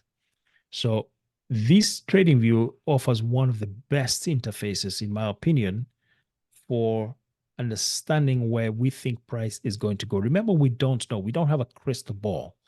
Instead, what we have is data that can help us understand with a very, very high probability of success where we think prices might go. So TradingView is a tool that will help you do that. Also, you can purchase data and it will be real time. So that will give you real time data for those options prices and the actual prices. You can also buy data inside of FinViz. For example, if I went to get information about Eli Lilly, ticker symbol LLY, and I wanted to see the options prices, then I can simply click on the options chain here, and this should give me the options prices. Now, is this real time? I'm not really sure whether this is real time. Probably is. Market is closed, by the way, so this may or may not be real-time data. But if you wanted real-time data, very, very good chance you'd have to probably buy this data. When you say buy, like how much are we talking? Well, let's see. Over here, the tip here says upgrade to FinViz Elite to get real-time quotes, intraday charts, and advanced charting tools. I'm going to click on it to see how much they want to charge me for it. If I'm in the US, it looks like it's going to cost me $24.96 a month. So do you pay this yourself? I do not pay The thing? FinViz. I subscribe Okay. to TradingView because it costs me $108 per year. So 108 divided by 12 is roughly $9. I don't want to pay $24 when I can pay $9 for the same data. Okay. Yeah. Also, So I you, get you free just use them for different things. for different. Feed fees for finding the stocks and this for looking at the trend. Absolutely. And then for charting as well, because we didn't talk about charting, and we do need, that's part and parcel of the whole deal. You need to understand how to read these charts, how to read these candles, what each of them mean. And I go into excruciating detail because we spend a lot of time just understanding the trends. When you know where the prices are going, you can make a better decision. You can make more money because you now have a plan. You're not just buying something because it looks good. So hi Eddie, you do this full time. Is Yes. it realistic for somebody who is a busy professional, professional? and Okay. you know, a mom and barely have Understood. time? Is it realistic for them to do this successfully, to be able to do their own trades? There are ways to do this successfully if you're a busy professional. So let's first make sure we understand what that means. This is no longer a hobby when you're working with real money. We understand that, right? Which means that it needs some attention somehow in terms of planning, execution, and harvesting. So that whole planning, that whole execution can take time. It does take time. And from my experience and from what I do every day, it can take anywhere from an hour to 2 hours. So if you're doing both day and swing trading, then yes, you do need maybe 2-3 hours in the day. If you're a busy professional, you can also dedicate maybe about an hour or so before the market opens, and maybe another 30 minutes to execute your strategies in the middle of the day. In fact, if you're busy, I don't recommend that you trade in the morning. Instead, I really want you to trade from around 11:30 to maybe 1:30, that window over there. And I'm talking about Eastern time, by the way. So that's the best time for swing traders, busy professionals. There's enough volume at that time. You can see how the market is performing and working, and you can make an enlightened decision at that point. So the answer to your question there is, it's kind of relative, but I would say that for someone who has decided to use these as their extra income tool, then you do need to give it some time. It is not one of those things that you can just set and forget. There is a strategy for set and forget, don't get me wrong.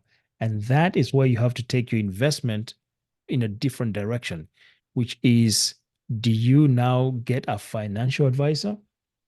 Right? So if you don't have the time, then pay someone to do it for you. A financial advisor who's licensed and understands this in and out, and this is all they do. This is not something they're doing on the side. So I would recommend you do that. Other than that is learn the concept and then go into swing trading, where you're buying shares and you're buying options, but for a longer period of time. Remember, when we looked at the options chain, we discovered that you don't have to buy something that expires tomorrow. You can buy something that expires in 42 days. You can buy something that expires in 287 days, 6 months, 1 year. All of that will make you exponential returns when you're working with options. So it just depends on how busy you are. But for the most part, those people who want to trade like 2-3 times a week, it is very, very feasible, even if you're a busy mom. Okay. Mhm. Yep. Did you say TD Ameritrade and Schwab is now one thing? They are, yes, they are now the same thing. So if you go to TD Ameritrade, Yes. you will notice that the best of TD is now at Schwab. So if you want to open an account, they will actually, set you up with a Schwab account. So Schwab is the new go-to. And with Schwab, you get Thinkorswim. So that's cool too. What So about E-Trade? E-Trade is also good. Okay. I actually do have an E-Trade account. I'm a brokerage account junkie, if you will. E-Trade is also good. They don't have a great platform, in my opinion. They do have a platform, but in my opinion, it is not as good as the Thinkorswim platform. So Thinkorswim has been around a very, very long time. I don't know whether you remember Scottrade and Ameritrade. Those companies all merged. They formed TD Ameritrade. Now they've merged yet again to become Schwab.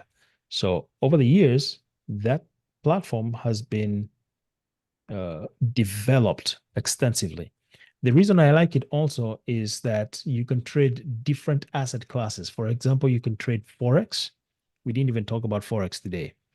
You can trade futures, and with futures, you can trade oil, gold, silver, so many commodities. You can also trade options. You can trade indices like the S&P 500, which is traded more than 3 billion times every day, right? It has huge amount of liquidity.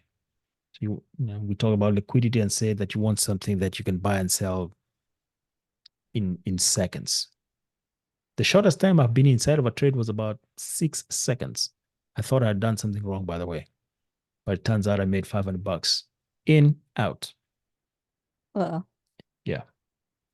So yeah, you definitely want to learn this through, and even though it sounds exciting, you really want to go slowly. And I take my students as slow as that. I don't rush them. I make sure that they understand. I am examples driven and results driven. So we do a lot of examples. It's hands-on. I get the students to do this. I know how to do it, so I don't need to be doing it for them. They need to know how to do it. So I get them to do it. And we are able to see results comfortably. And I invite them to make a lot of mistakes in the paper trading. So we make mistakes in the paper trading so that you don't have to make those same mistakes when you go live. So we spend a lot of time just getting the mechanics in. Trading, by the way, like I said, is actually quite simple, right? The execution part of it, you start, your heart rate goes up. Believe it or not, your heart rate, your temperature goes up when you start trading live money. Yeah. So very cool. Let me see some of the questions in the chat. Are there any that stood out that I need to work with? Let me see. Miriam says, do I have a scanner that helps my student to trade? And again, do you have a Discord community? So I don't have a public Discord, but I do have a community. I have alumni that join me almost every day, but officially on Thursday mornings, where they join me, they trade, they can look at my trades. I trade live. I always trade live on Thursdays. And from the statistics that we have been collecting over the last several years, on average, every Thursday we make somewhere between $20,000 and $25,000 combined, and that's not a whole lot of students. So that's in my community. And then somebody here says directly, never seen anyone explain stocks in such detail. Well, thank you so much. That's a compliment. I didn't see a question there. I think are there any other questions that I might have missed? Unfortunately, I have quite a few people who are saying they are not able to join. I think the people who didn't register and they're trying to join with the link, it's failing them. Not sure why, but well. Yeah, they missed out. We'll make the recording available to them. So okay, yeah. Other than that, what I can do is say that if you joined today or you registered, then you have a discount. And I think last time, what did we say the discount was? Was it Josie Mentor, something like that? Yeah. It was Josie Mentor. So we'll give people a discount Mentor in case for $500 off? Yes, $500 off. So if anyone wants to find out where do I teach, that answer again is Options with Eddie. Where's that? Where's my link? There we go. So that website is optionswitheddie.com. And it does cost $3,500 for what I teach. That is money that you can make quite easily. It's a skill that once you learn, it's kind of like learning how to ride a bicycle. Once you get it, you get it. That's it, right? You don't forget unless maybe you don't use it for a long time, then you might forget. But in general, this is a concept that is could very well be taught in a semester, in a university semester. It's very deep, very detailed. What will you learn? You're going to learn how to use options to increase and reach profits target faster. We've just demonstrated how to do that. That's just one simple example.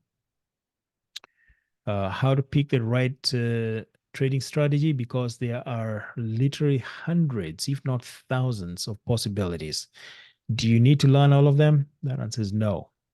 You don't need to learn all of those. You just need about 3 or 4 strategies that will make you, whatever your target is, and you stick with it. Get your experience, and then once you get it, then you can adjust.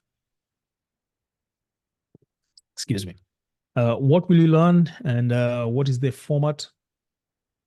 Let's see. So you've got, and by the way, you can go to this website right on your mobile phone or on your laptop, but I won't read everything, but the format is basically 4 weeks, and we meet 2 times a week for 4 weeks. So that's a total of 8 sessions.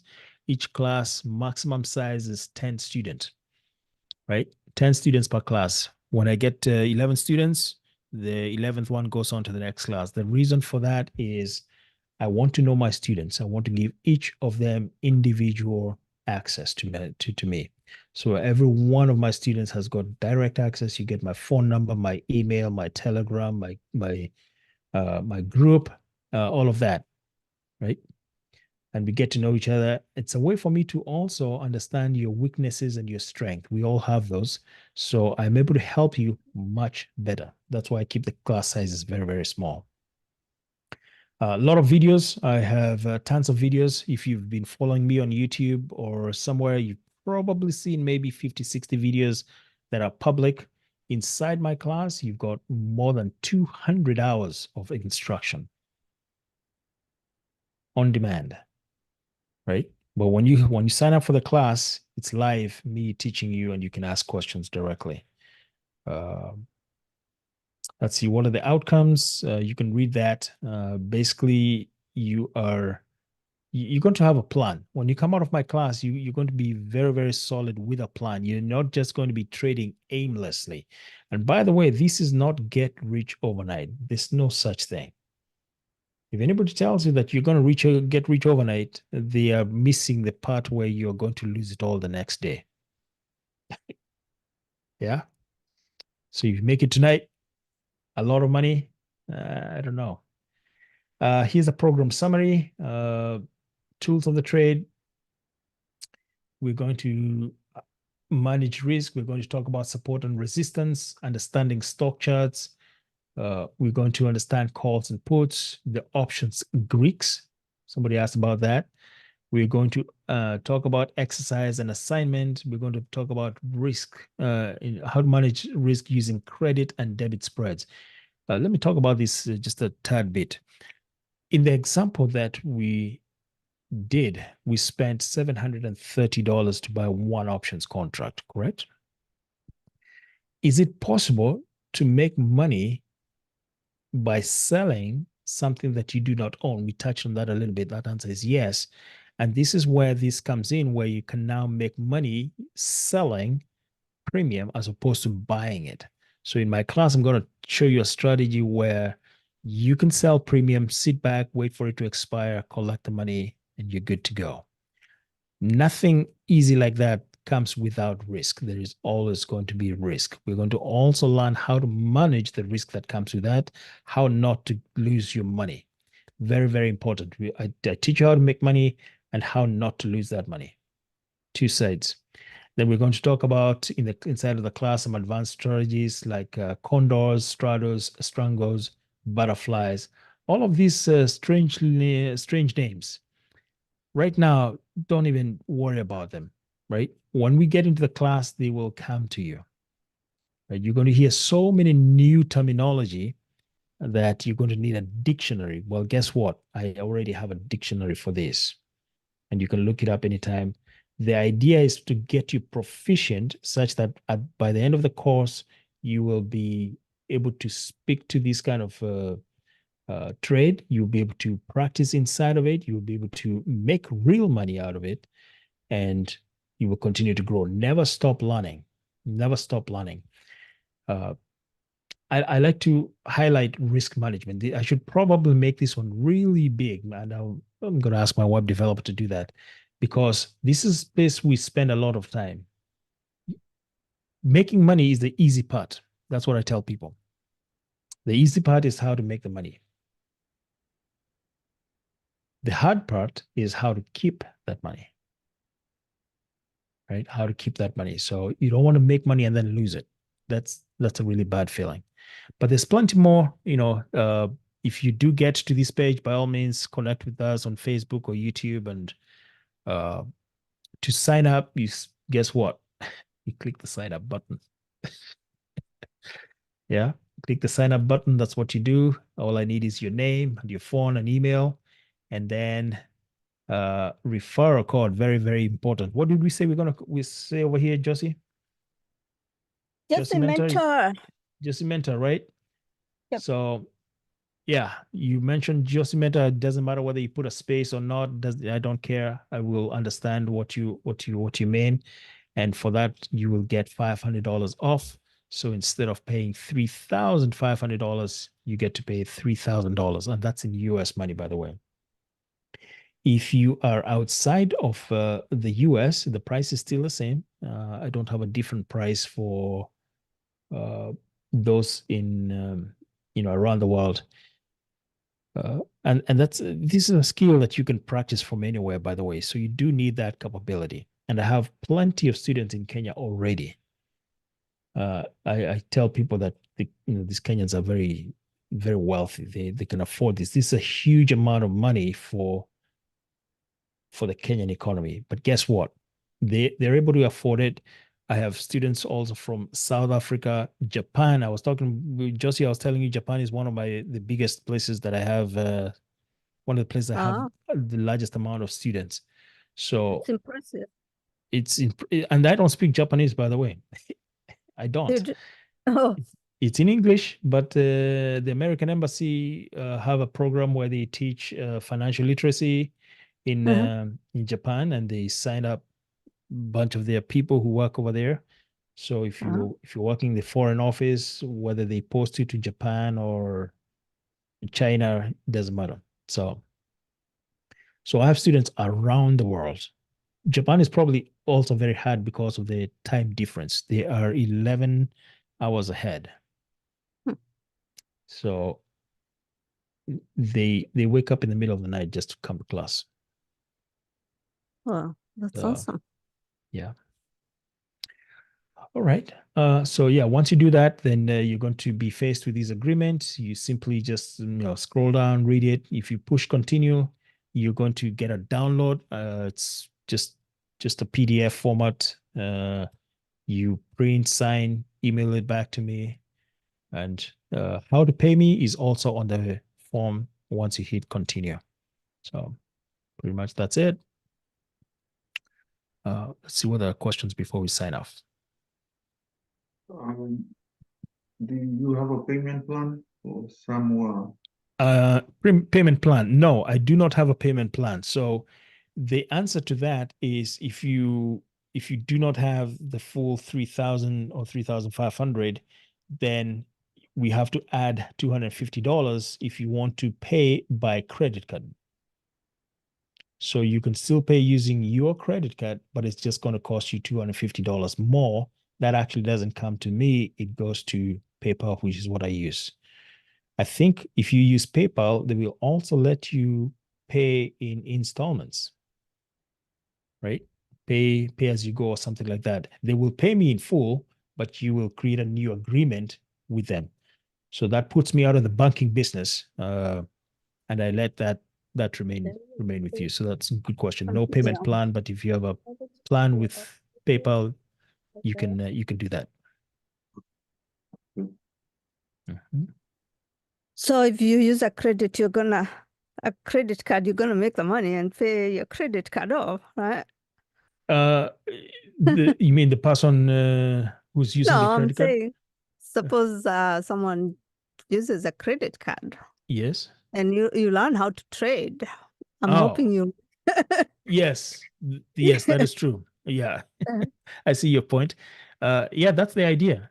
Whether you're paying cash out of your checking account or whatever, this is an investment in education that will help you make many times over. And I have been teaching for at least 3 years this same concept, hundreds of students. And I get very, very, very involved with my students. I spend a lot of time, very, very close-knit community, very good support. I call it, I think it's excellent support in my opinion, because I spend the time. Your success is my success, because I can't afford to have a student just drop off, and if somebody asks them, how was that? And they're like, I didn't even learn anything. That's not good. I want to make sure that they get involved. And actually, part of my process for US-based students is a quick meeting that is something I call, are we a good fit? Am I still sharing my screen? Yeah, you are. Yeah. So I actually make them go through just a 20-minute meeting, and trying to figure out, is this really for you? And I'm not ashamed to say, look, I can't really help you. Yeah, this is not for you, or you're not ready to do this, and I will give you the reasons why. Very few people that happens, but for most people, I want to make sure that they understand the investment, what they're going through, what they're going to learn, how long it takes, what is the negative that they don't hear about, right? Because we all hear about the positive side. When somebody is selling to you as a salesman, they tell you all the good things. Oh man, this thing can make coffee, man. It can dance for you. They don't tell you that you can sleep and fall. Well, I'll tell you, I'm not ashamed to do that. So I just want to have that teaching hat, if you will. So. Okay. And did you have any testimonials, any of your former your students who can say, oh wow?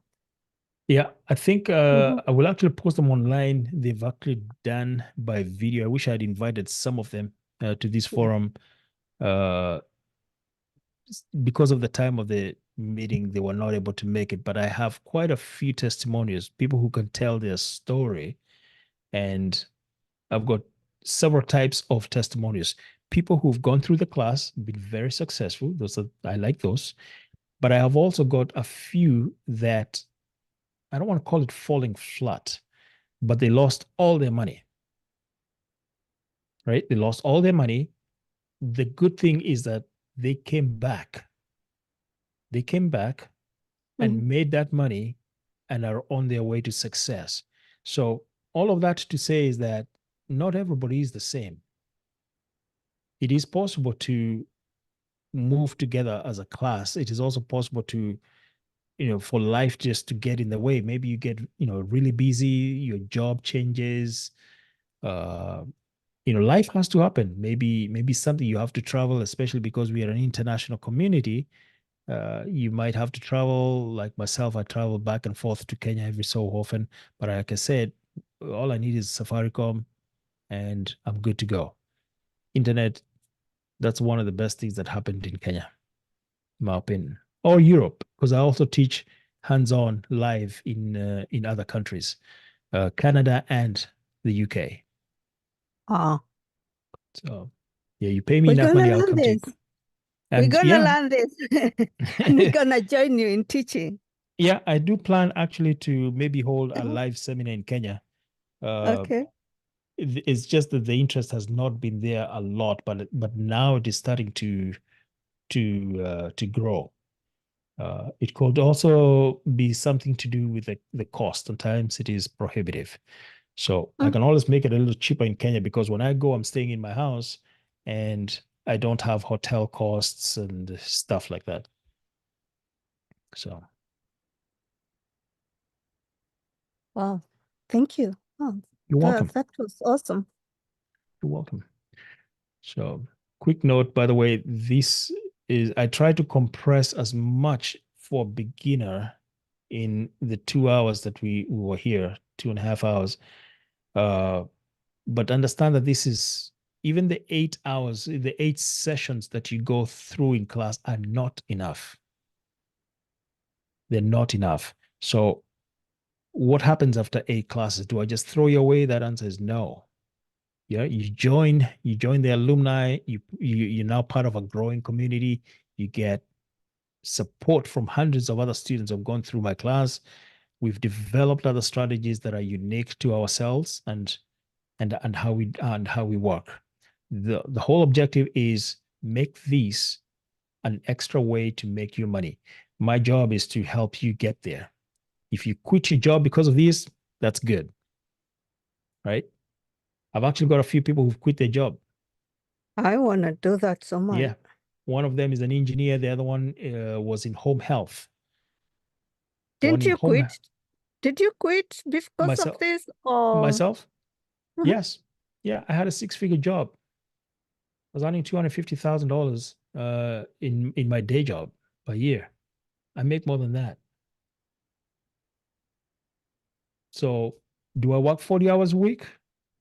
Or do I do this for 2 hours a week? I'd rather do this for 2-3 hours. Sorry, not a week, a day. Yeah.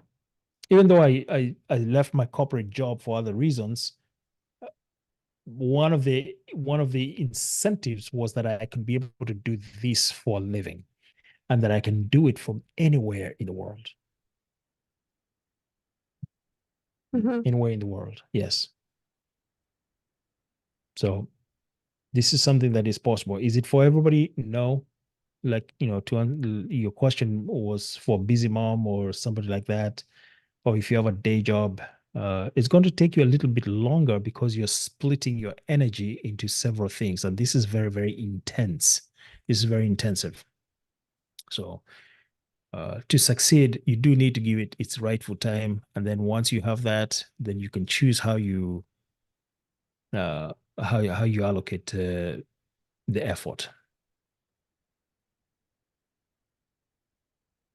Cool. Okay. Let me look at the chat to see if there's any other message here that I left. I think we all caught up on the meeting chat.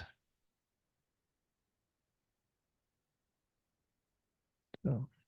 Okay, so you said optimum amount to use to start with, maybe 3,000 to 500, and you could. How long did I put in 3,000? How long? Well, it's up to you. To make it? You said you could move it to 75K. How long would that take? It can take you forever, or it can take you, a few months. Realistically, you don't want to grow very quickly. Yeah. So even if your target is that much money, you probably want to stretch it out to maybe a year and a half, the very first time, before you start having goals, right? So those are the exceptional students who did that. Most students, on average, will be able to double or triple their initial investment within about 3 to 4 months. So it depends on how much time you give it. It depends on also the aptitude of the student, because we all learn at different paces. So if you're slow, it's not a bad thing. It just means you take a little longer. But once you get it, then you are at the same pace. We even the playing field. So never think that, oh my goodness, I'm just taking too long. This concept, do I buy a call or do I buy a put? What do I need to do? Don't worry about that. That's my job as a teacher, to identify that challenge and help you through it. Right. In fact, one of the things that motivates me is that this is a skill that is hidden from us. It's not taught in schools. Mhm. It was not taught when we were growing up. My parents never talked about money. They never talked about investment. All they talked about was go to school, get a good job.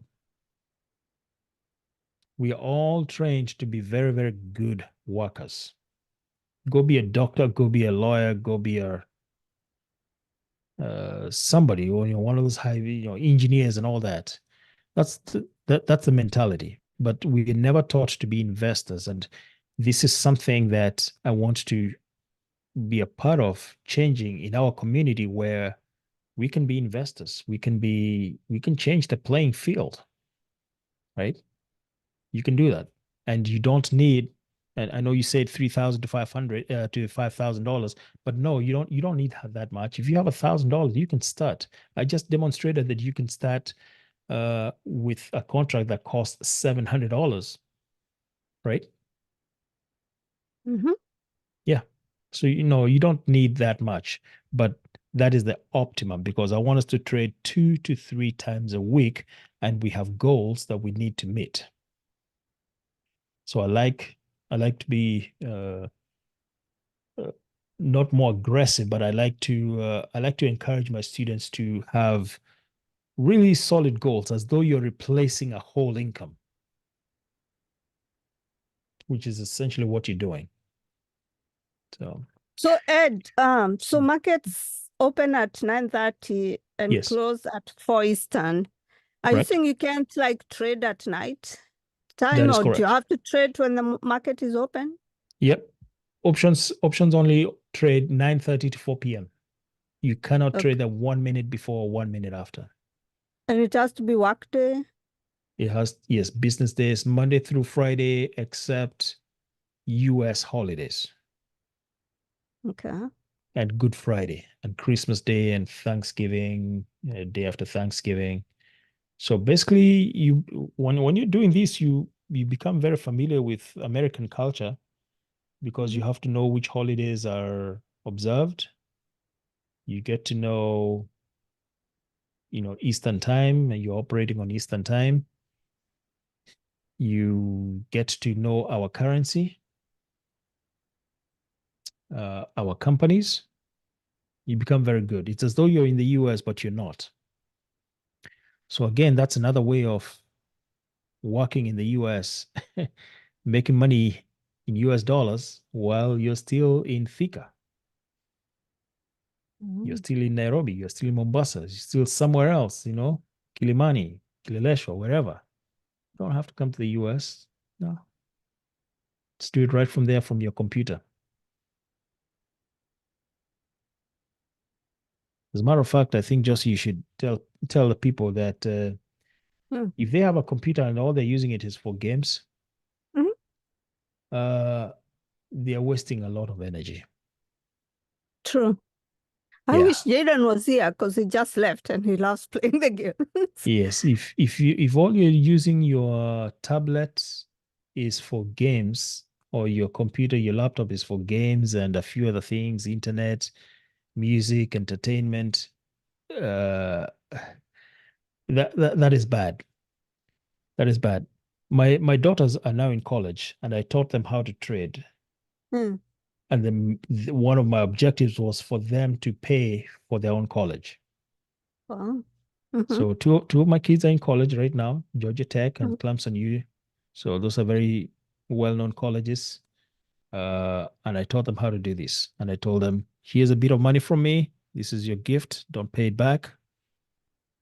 Go make money. Pay for your college. And They're almost graduating. I haven't spent a dime. oh, Yeah. it's awesome. Yeah. So Someone left a comment. Let me see that comment. I showed my hubby the class, and the shocking thing, he's your cousin. I have a cousin in St. Louis. And I'm she's I'm Kamari's daughter-in- daughter-in-law from St. Louis. Okay, all right, good to Kamari. know. So we should talk. Yeah. Tell them I don't have a family discount just yet.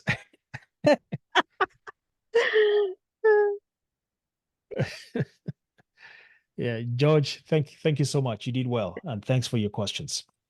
So, yeah, I think we're at a close now. We have 2 minutes to 11 o'clock, so that makes this an almost a 3-hour class. So I think I And hope maybe give the people your contacts. I know that you have the website, but Yep. do you have another way for people to contact you? Well, the best way to contact me is obviously through the website. But if they must contact me, then Mhm. the best way is obviously to email me, and you can Yes. email me at, I'm going to type it here, info@optionswitheddie.com, or you just go to the website optionswitheddie.com. How about that? Is that a good way to for people to do it? Make it as big as possible here. Here we go. Yep, that's my email address, info@optionswitheddie.com. That will come directly to me. Or if you need the website, it is optionswitheddie.com. Okay. If you must call me now, this video will more than likely be on the internet, so I'll probably withhold from putting my phone number over here, but I'll put it in the chat. How about that? I'll put it in the chat so that you all who are over here can get my number. It's a 314 number. That is evidence that I've been to the arch. 314-458-1050. There we go. Mhm. So I put my number in the chat there if you must call me. But the better way is to simply go to the website and schedule a quick meeting. That way, both of us have the opportunity to select a convenient time, and we can meet. So that's the better way. If you want to send me an email, then that's fine. You can do that, info@optionswitheddie.com. Okay. Yeah. So thank Wow, you. thank you. I was looking forward, and I think from you surpassed the expectations. Well, thank you. Yeah. I usually feel bad that there's not enough time because this is a very deep subject. It takes a lot of time to explain it because it's very technical. But one of the things that I'm blessed with is the ability to break it down real simple. And how I look at it is that the person I'm explaining it to needs to be able to execute this difficult subject successfully. There's only one way you can describe success. If the line at the bottom of the screen is black or green, that is success, correct? If it's red, they lost money. Okay. So to me, it's very plain and simple. They need to get it. So Washida says, thank you very much. You're welcome. Welcome. Thank you. And Moses. Bashira, you can unmute and say hi to us. I know and, you're in Kenya, right?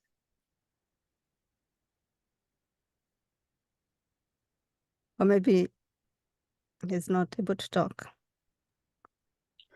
Yeah, can you hear me? Yes, we can. Yeah, thank you so much, Brother Eddie, and also Josie the mentor. It has been really insightful. Yeah, and it has put us into thinking, right? It is really an eye-opener. I really appreciate it. Thank you very much, and God bless you. And Thank you. all God those bless who you. have been participating. Amen. Thank you. Thank you. Thank you. So yeah, the objective here is to reach people that would otherwise not hear about this, because these kind of things are not talked about in Kenya, or even even here in the USA. The community is kind of sidetracked, and you know what I'm saying is that a lot of the tools and the methods used to grow people and make them wealthy, create wealth for generations, is just hidden. Nobody wants to talk about it. Nobody wants to tell you the ins and outs. They just tell you, buy my course, you're going to make thousands and thousands of dollars. They don't tell you the other part, or they hardly ever tell you anything else about that. So, and I also loved what you shared, Mr. Eddie, that you gave your daughters a gift and then you haven't paid any money for their college. You see, now that is building your children, all right, making them really to see things the way they are supposed to be, right? And that's really helpful. And also you are instilling a lot of confidence, and also making them the people that they ought to be, other than relying on anything. Now they become responsible for their own lives. That's really insightful, and that is really good. I love that. Thank you so much. Yeah, thanks for that compliment. It's something that I feel really nice about, especially that they were able to take it from me, and that's one of the most difficult things, by the way, for a child to learn from a parent and actually do something about it. So I'm going to show part of actually you mentioned that, and I felt as though I should show you this. I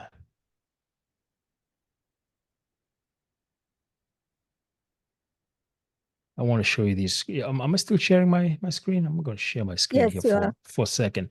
So let me share this. This is an email here from Clemson, okay?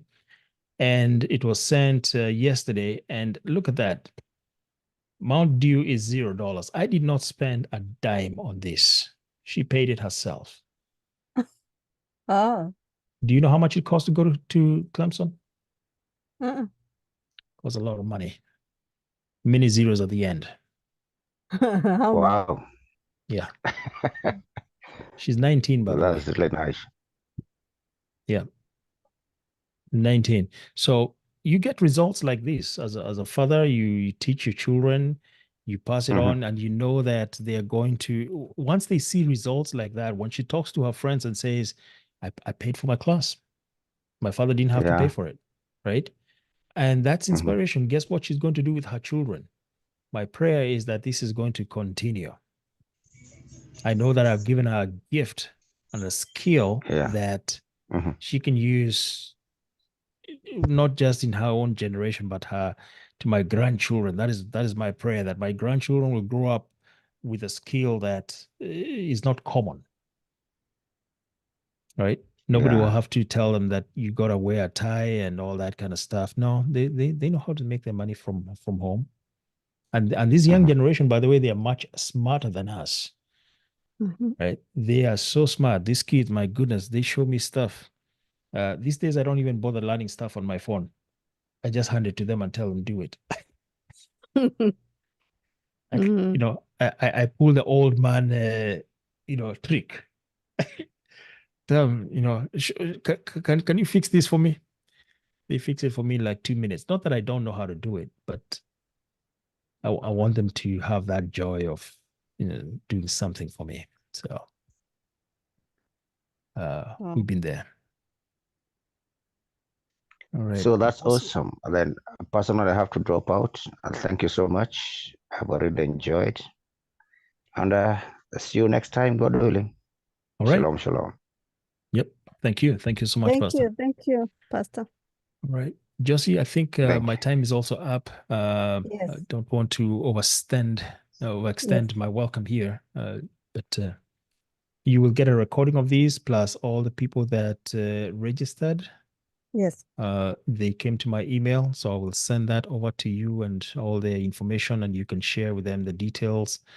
If I have another class like this, I would more than likely charge for it. But I wanted to make sure that at least you get some value. I gave it a small value, nominal value here, but you understand that this is worth gold. Yes. but Very valuable information. right.